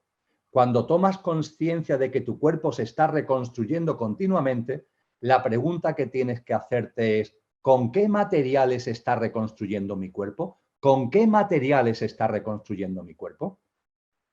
¿Lo habéis pensado alguna vez? Una casa se remodela o se reconstruye con ladrillos, con cemento, con azulejos, con madera. Pues bien, en ese proceso continuo de reconstrucción que vuestro cuerpo está haciendo, ¿qué materiales usa? Obviamente la respuesta es sencilla. Usa los materiales que le proporcionamos con la alimentación y con la bebida, con lo que comemos y con lo que bebemos. La comida y la bebida son los ladrillos, los azulejos, la madera, el cemento que utiliza nuestro cuerpo físico para reconstituirse. Y a partir de ahí deberíamos darnos cuenta, y esto está ya desde los textos védicos hace 4000 años a través de la Ayurveda, nos deberíamos dar cuenta de que no todos los alimentos y bebidas tienen la misma frecuencia vibracional. En los textos védicos no se habla de frecuencia vibracional, pero se habla en términos que hoy entendemos mejor, aplicamos mejor a través de esta expresión, que hoy sí la podemos usar sin ningún tipo de problema porque se entiende, ¿verdad? La frecuencia vibracional.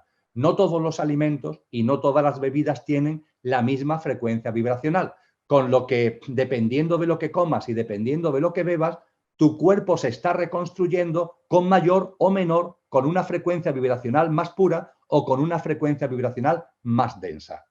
Recapacitar sobre esto, amigos y amigas.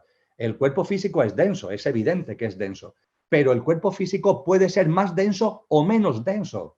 Y eso tiene impacto y tiene implicaciones en el camino de la consciencia. Porque cuando a través de la alimentación y de la bebida densificamos vibracionalmente al cuerpo, porque son alimentos y bebidas vibracionalmente densos, esto no tiene repercusión en la báscula. Esto no es un tema de kilos, es un tema de vibración. Si tú metes materiales densos en tu cuerpo se densifica aún más. ¿Y la densificación qué significa? Significa que te metes más en lo que son tus componentes perecederos. La densificación corporal dificulta la práctica del silencio, dificulta la atención, dificulta la práctica del aquí y ahora, dificulta, no digamos ya, todo lo que tiene que ver con el proceso de meditación.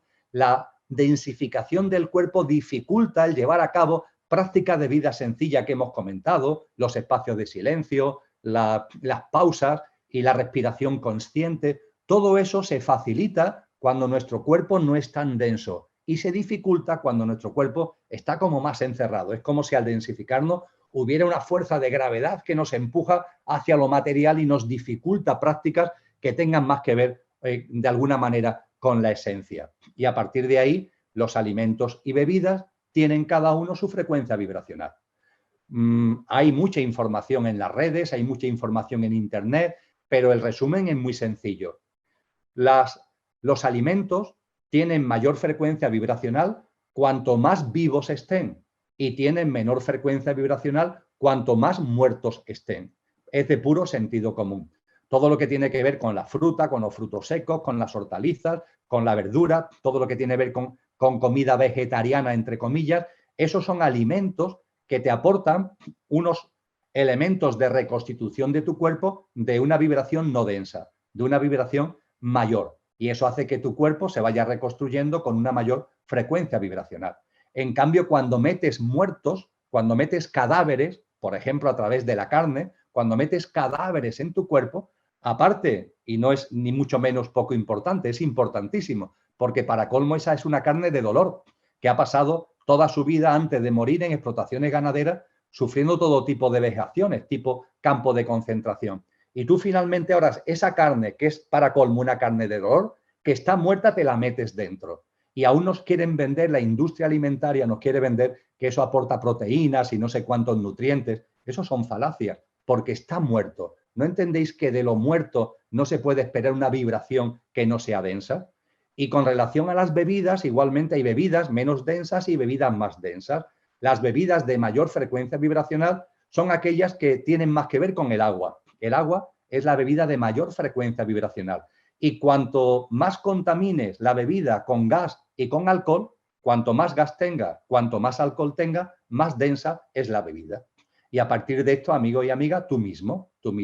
Yo no estoy aquí para convencer, obviamente, a nadie de nada. Estoy compartiendo con vosotros la sabiduría, una especie de síntesis telegráfica de la enorme sabiduría que nos han aportado los maestros y maestras, las tradiciones serias, sobre estos aspectos de nuestro cuaternario inferior, y en este caso del cuerpo físico. Pero no estoy aquí para convenceros de nada, pero que seáis conscientes que nuestro cuerpo vibracionalmente puede ser más o menos denso y que eso está en íntima relación con la alimentación y con la bebida, y que los alimentos muertos te densifican y que los alimentos vivos ayudan a tener una mayor vibración, y que todo lo que sean bebidas, cuanto mayor sea su nivel de gas y su nivel de alcohol, más te densifican. Y esa mayor o menor densificación de nuestro cuerpo, lo repito, no tiene que ver con la báscula, tiene que ver con un estado de ánimo, tiene que ver con un estado vibracional que finalmente te va a facilitar o te va a dificultar prácticas que tienen que ver con las prácticas de la consciencia, desde el aquí y ahora al silencio, desde la escucha a la meditación, etcétera, etcétera. Estos son los 6 grandes consejos, amigos y amigas, que nos han dado los sabios y las sabias sobre nuestro cuerpo físico denso. Y ahora vamos a pasar al otro componente, al segundo de los que hemos citado en nuestro cuaternario inferior, el cuerpo físico etérico. El cuerpo físico etérico. Lo primero que nos han enseñado es invisible, pero real. Es invisible, pero es real. Hay gente que lo ve.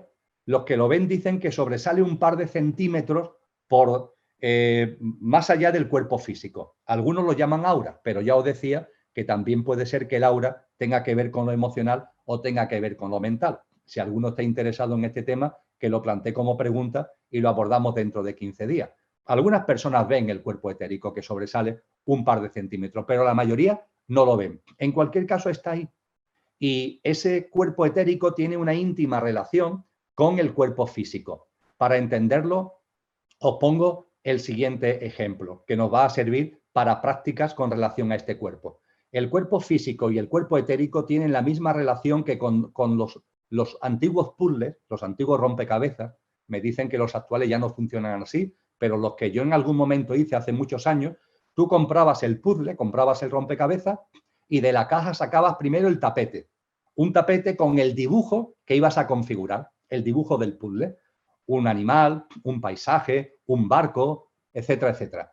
Y a partir de ahí extendías ese tapete y cogías de la caja una bolsa donde venían las piezas del puzzle y empezabas a sacar las piezas del puzzle y a ponerlas exactamente en el sitio del tapete que le corresponde. Y así, pasados unas horas, unos días o una semana, depende del número de piezas, pasado, por tanto, un tiempo, compones el puzzle. Finalmente, ¿qué es lo que tienes? Tienes unas fichas, pero ojo, esas fichas están encima de un tapete. El tapete ha sido básico para que puedas poner las fichas.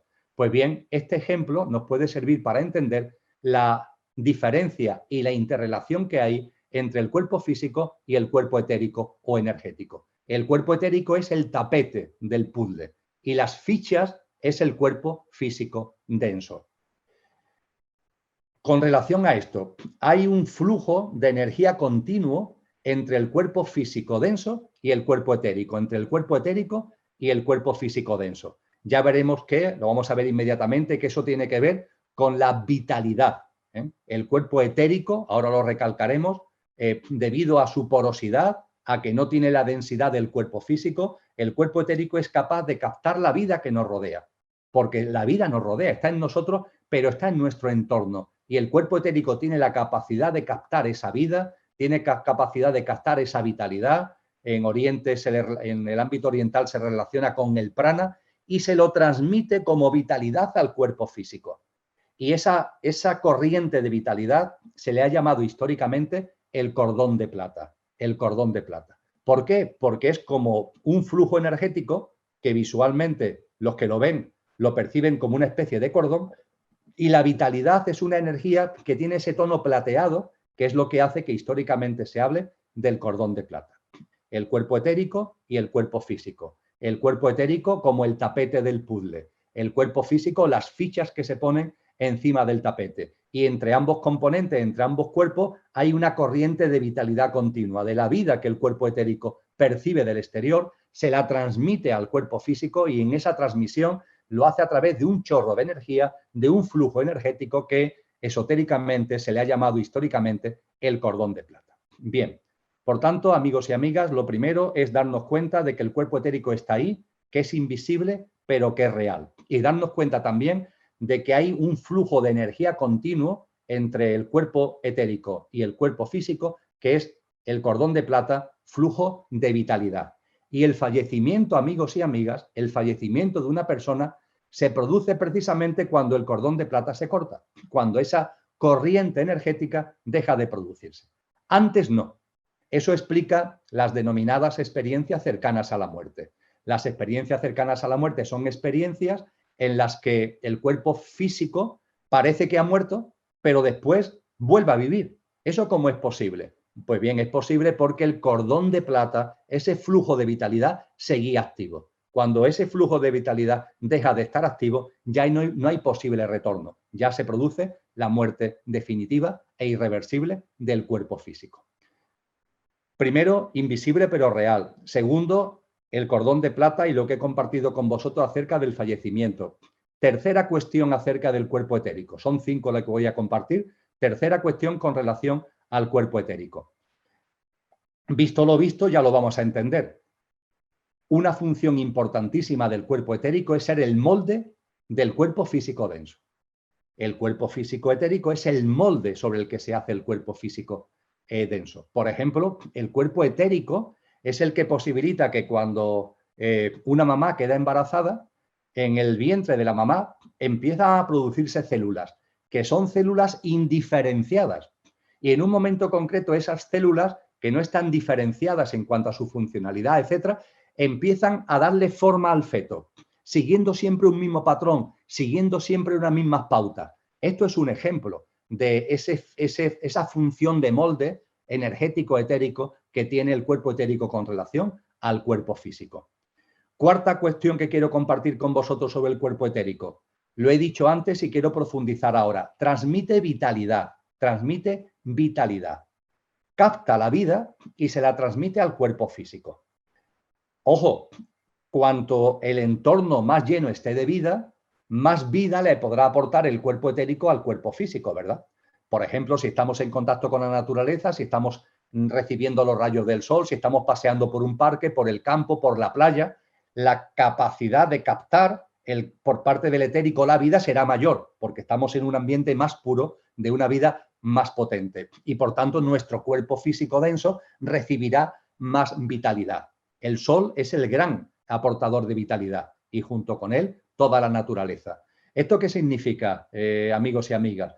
Que cuando os encontréis bajo de ánimo, cuando estéis con estados así depresivos o semidepresivos, cuando levantéis por la mañana y estéis como sin ganas de afrontar el día, La solución no está en las pastillas.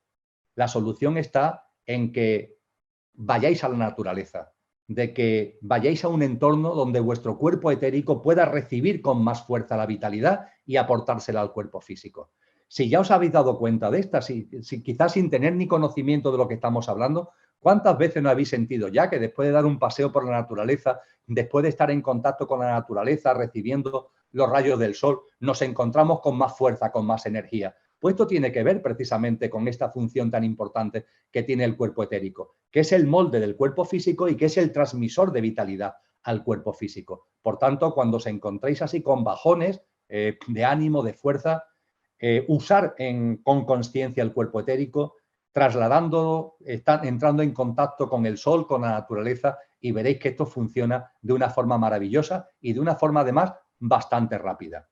Y por último, junto con lo que hemos comentado hasta ahora del cuerpo etérico, el cuerpo etérico no solamente le aporta al cuerpo físico la vitalidad, también es el transmisor para que lo que se mueve en nuestro mundo emocional y mental le llegue al cuerpo físico.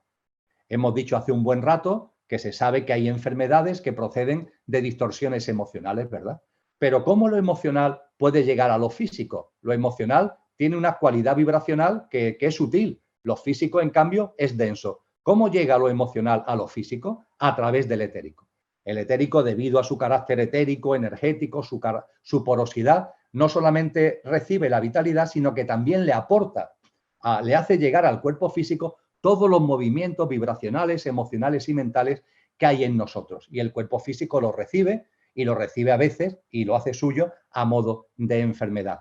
Y también es importante el darnos cuenta de que el cuerpo etérico hace suyo lo que se mueve en nuestro mundo emocional y mental, porque si nuestro cuerpo físico denso se está reconstituyendo continuamente, tal como decíamos anteriormente, por la alimentación y por la bebida, nuestro cuerpo etérico también se está modificando por los movimientos emocionales y mentales. Es decir, cuando nuestro mundo emocional y mental está equilibrado, sereno, calmado, eso fortalece nuestro cuerpo etérico y le da más capacidad de aportar vitalidad. En cambio, cuando nuestro mundo emocional está perturbado, alterado, desequilibrado, eso quita fuerza al cuerpo etérico, con lo que el cuerpo etérico pierde capacidad de transmitir vitalidad al cuerpo físico denso. Por tanto, fijaros que cuando hay turbulencias emocionales y mentales, por supuesto que el cuerpo etérico se lo transmite al físico y puede incluso originar enfermedades, pero es que el propio cuerpo etérico también se ve afectado y se debilita y debilita su capacidad de aportar vitalidad. Y esto hace que muchas veces una turbulencia emocional pues produzca bajones anímicos, además de enfermedades en las personas. El círculo se cierra. Tener en cuenta todo esto con relación a ese cuerpo etérico invisible pero real que está ahí. Y el tema de la vitalidad es francamente importante, es fundamental porque abundan mucho cada vez más esos bajones de los estados de ánimo, esas faltas de fuerza, y la solución no está en pastillas, sino en el contacto con la naturaleza, en recibir conscientemente la fuerza de la naturaleza y los rayos del sol. Pasamos al siguiente cuerpo. Vamos a ir ahora a nuestro mundo emocional. ¿Qué podemos decir con relación a la calma, a la serenidad, a llegar a un mayor sosiego a nuestro mundo emocional? Pues mirad, amigos y amigas, podemos hablar de muchas cosas. Y posiblemente me vais a hacer muchas preguntas dentro de 15 días con relación a esto. Pero en estos mensajes telegráficos que intentan sintetizar lo que tantos sabios y sabias nos han aportado, lo más importante que nos deberíamos dar cuenta es que todos los problemas emocionales, también los mentales, esto que vamos a compartir con relación a lo emocional, también es perfectamente válido para lo mental. Todas nuestras turbulencias, todos nuestros movimientos, todas esas manchas de las gafas originados desde nuestro mundo emocional y de nuestro mundo mental, tienen una causa: la identificación con tu apariencia, el olvido de tu esencia. Ya está.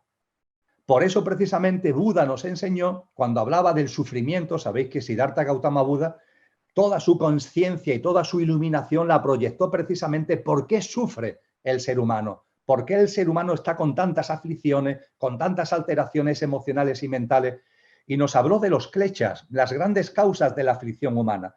Y el primer y principal klesha es el olvido de lo que eres, la ignorancia de lo que eres, que te identificas con lo que no eres porque has olvidado lo que eres.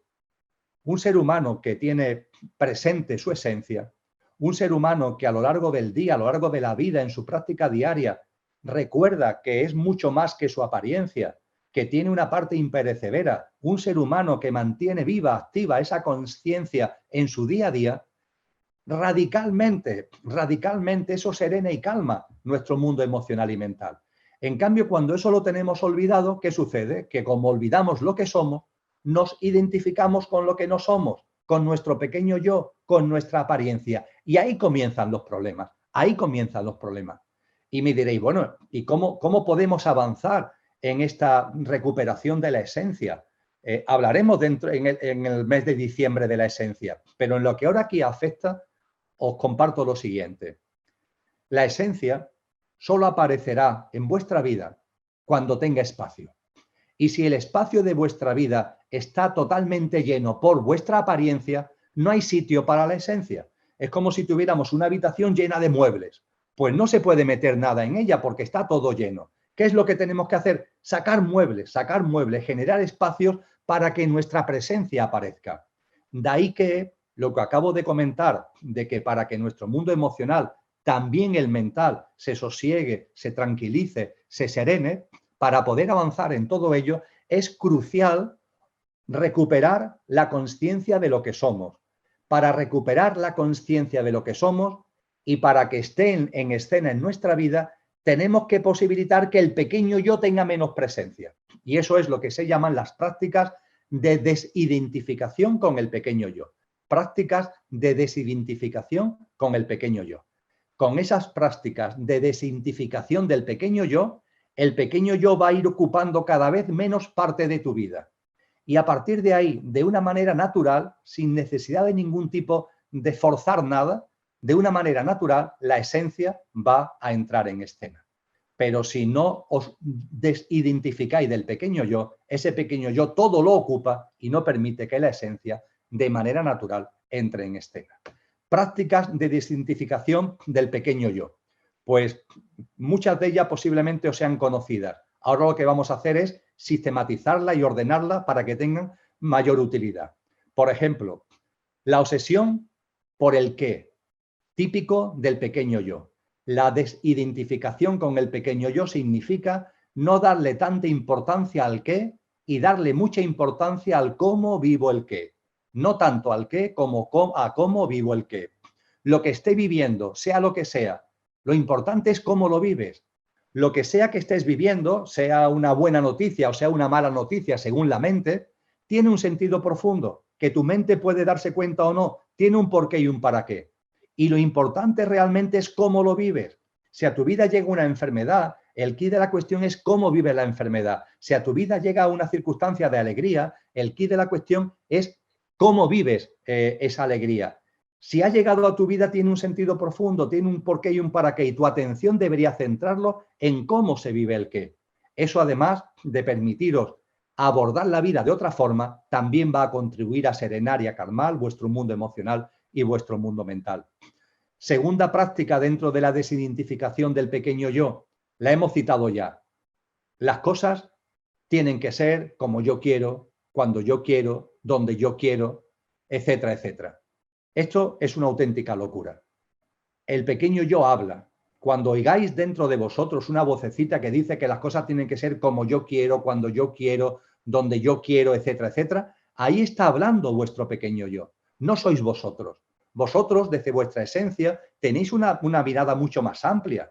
Sabéis que la vida tiene un devenir, sabéis que la vida tiene un sentir, sabéis que hay ciclos, sabéis que está la noche y está el día, sabéis que está el invierno y está el verano y la primavera y el otoño, sabéis que los ciclos se desenvuelven y sabéis que las cosas son cuando corresponden, desde vuestra esencia. Pero en la identificación con el pequeño yo, os estáis identificando con ese pequeño yo que quiere y que las cosas la quiere ya.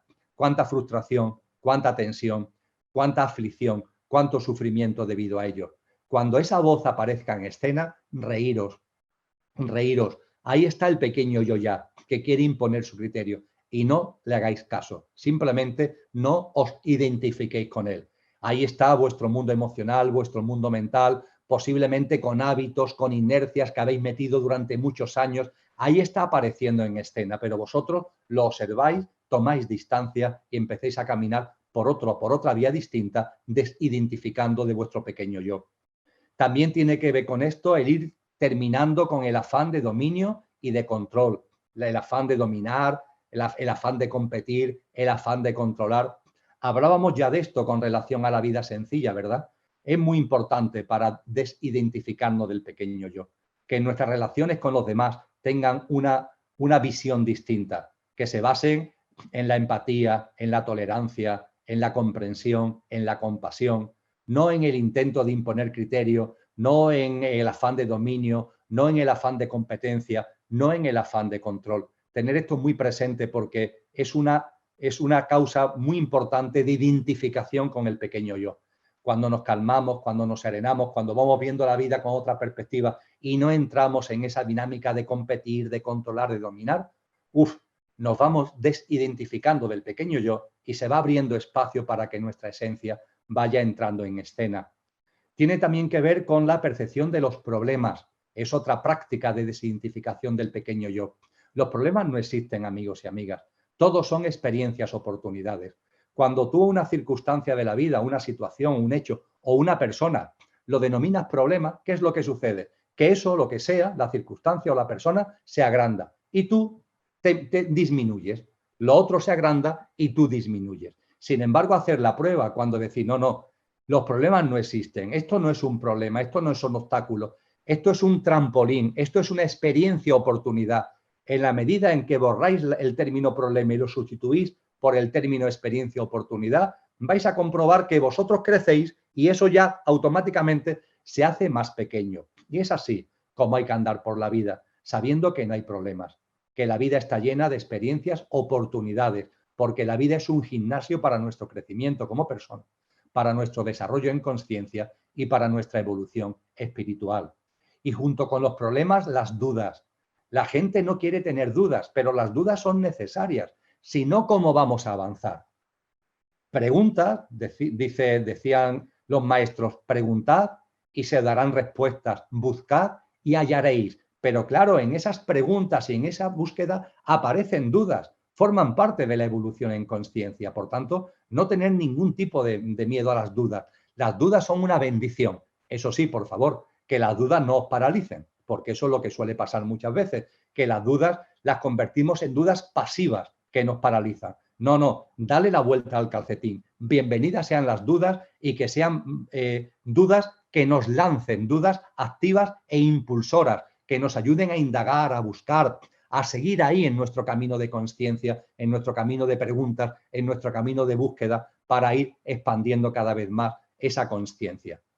Las dudas, insisto, son una bendición, pero que no se transformen en paralizantes, sino tú, con tu conciencia, conviértelas en dudas impulsoras, creativas y activas. También es importante, amigos y amigas, tener en cuenta que en nuestro mundo emocional hay dos grandes tipos de perturbaciones.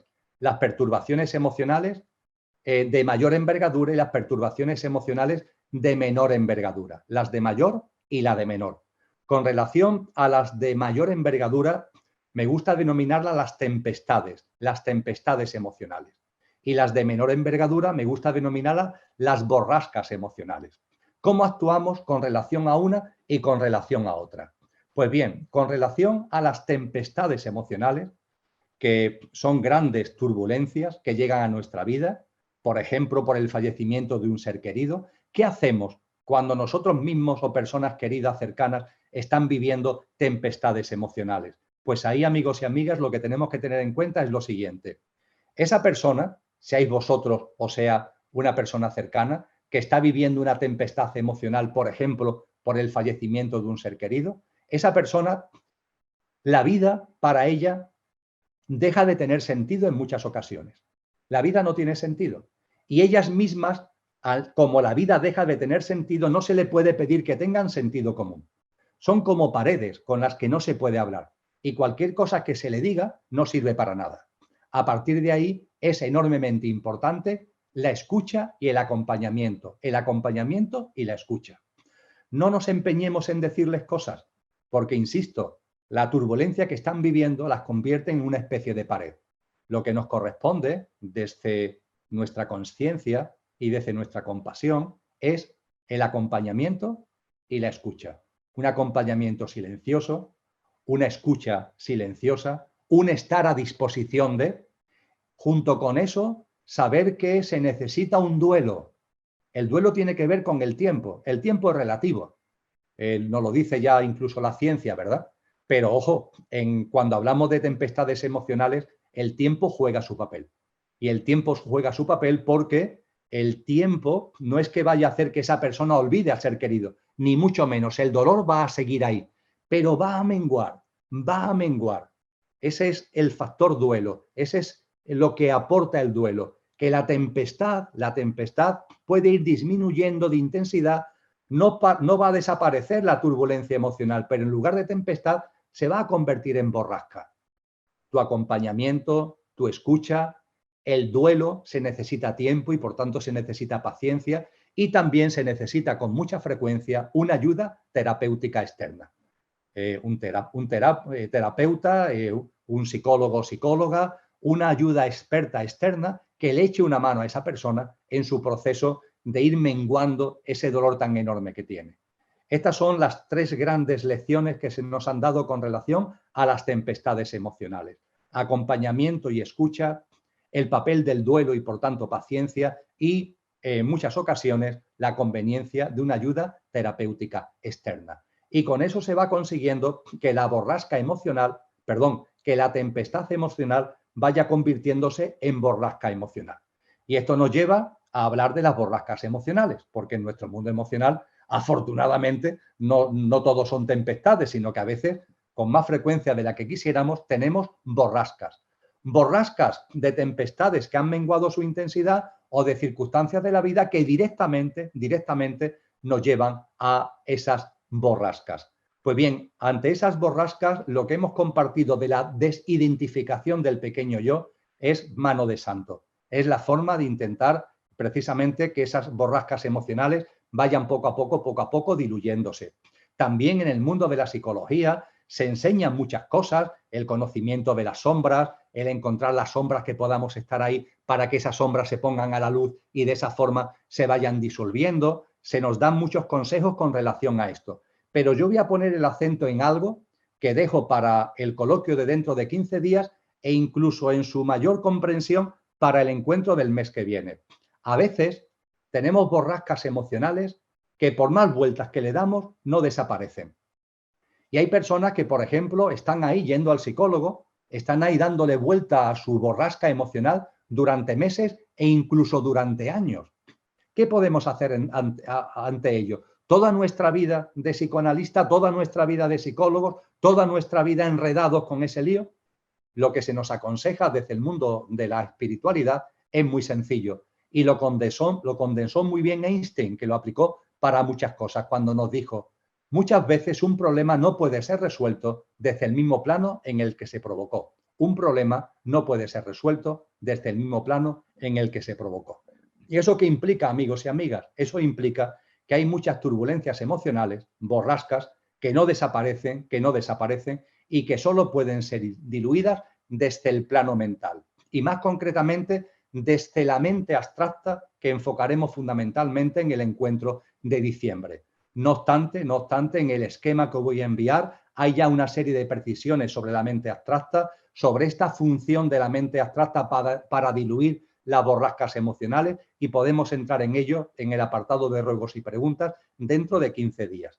Pero permitirme que aquí ahora ponga el énfasis en esto, en que no es natural que estemos toda nuestra vida, que nos pasemos una enorme cantidad de tiempo con la turbulencia emocional ahí que no termina de irse, dándole vuelta a lo emocional desde lo emocional.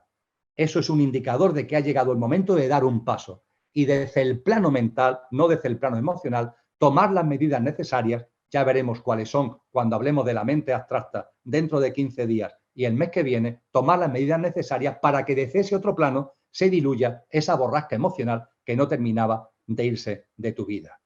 Estos son, amigos y amigas, los grandes consejos que se nos han dado desde el punto de vista de lo emocional y parcialmente en lo que es la no identificación, la desidentificación con el pequeño yo, también de lo mental. Y voy a terminar haciendo un recordatorio de prácticas que tienen que ver ya directamente con lo mental. Voy a ser también muy telegráfico y dentro de 15 días profundizaremos en ello en la medida que con vuestras preguntas consideréis oportuno. ¿Qué es lo que tenemos que recordar fundamentalmente para sosegar y calmar nuestro mundo mental? La desidentificación del pequeño yo, ya lo hemos dicho, pero además de eso, darnos cuenta de que en nuestro mundo mental hay muchas mentiras. Y darnos cuenta y aceptarlo. Y simplemente al aceptarlo, todo se irá transformando. ¿Diréis mentiras en nuestro mundo mental? Claro que sí, porque primero, no todos tus pensamientos son tuyos. ¿O no te has dado cuenta ya de que la mente fabrica pensamientos ella sola? Bueno, con las cosas que tú vas metiendo en ella, con los libros que lees, con las películas que ves, con las circunstancias de la vida, pero después la mente está lanzando muchos pensamientos que no son tuyos. Y ojo con esto, porque muchas veces tú le haces caso a esos pensamientos.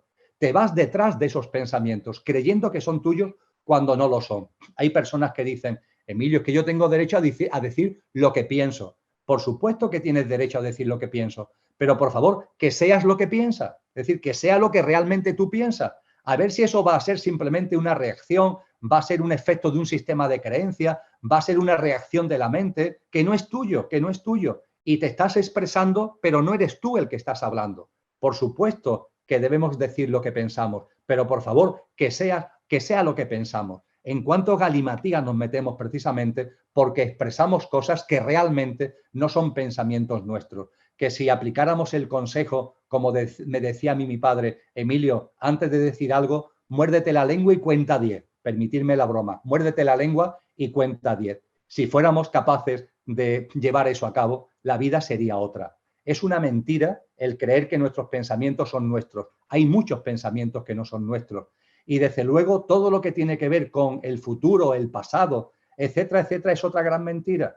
Tenemos que seguir insistiendo sobre esto. ¿Cuánto tiempo, amigos y amigas, tendremos que seguir insistiendo sobre esto para que por fin lo integremos en nuestra vida? Que la vida es el aquí y ahora, que el pasado fue real cuando existió, pero que ya no, lo que como fue presente, cuando fue presente lo integramos como experiencia en nosotros, pero no tenemos que memorizarlo ahora, no tenemos que irnos a él mentalmente, normalmente además para machacarnos, normalmente además para fustigarnos.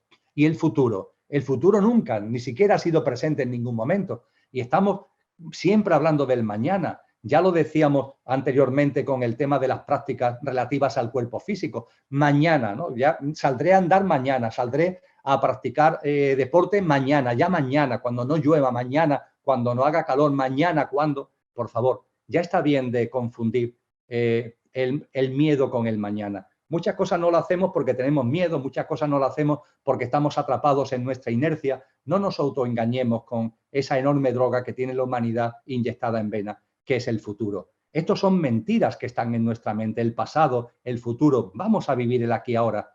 Tenemos que sacar la basura de la cabeza. Viviendo el momento presente, tenemos que sacar la basura de nuestra cabeza. La basura, amigos y amigas, es cualquier cosa que te distraiga de lo único que realmente importa. Este momento, el aquí y ahora.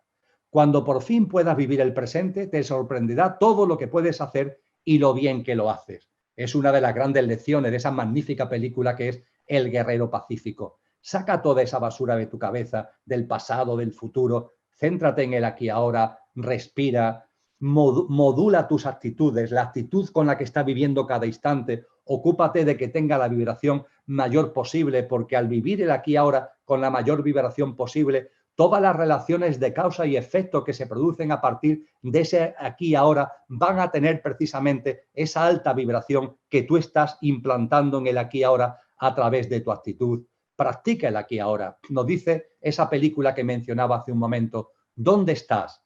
Aquí. ¿Qué hora es? Ahora. ¿Qué eres? Este momento.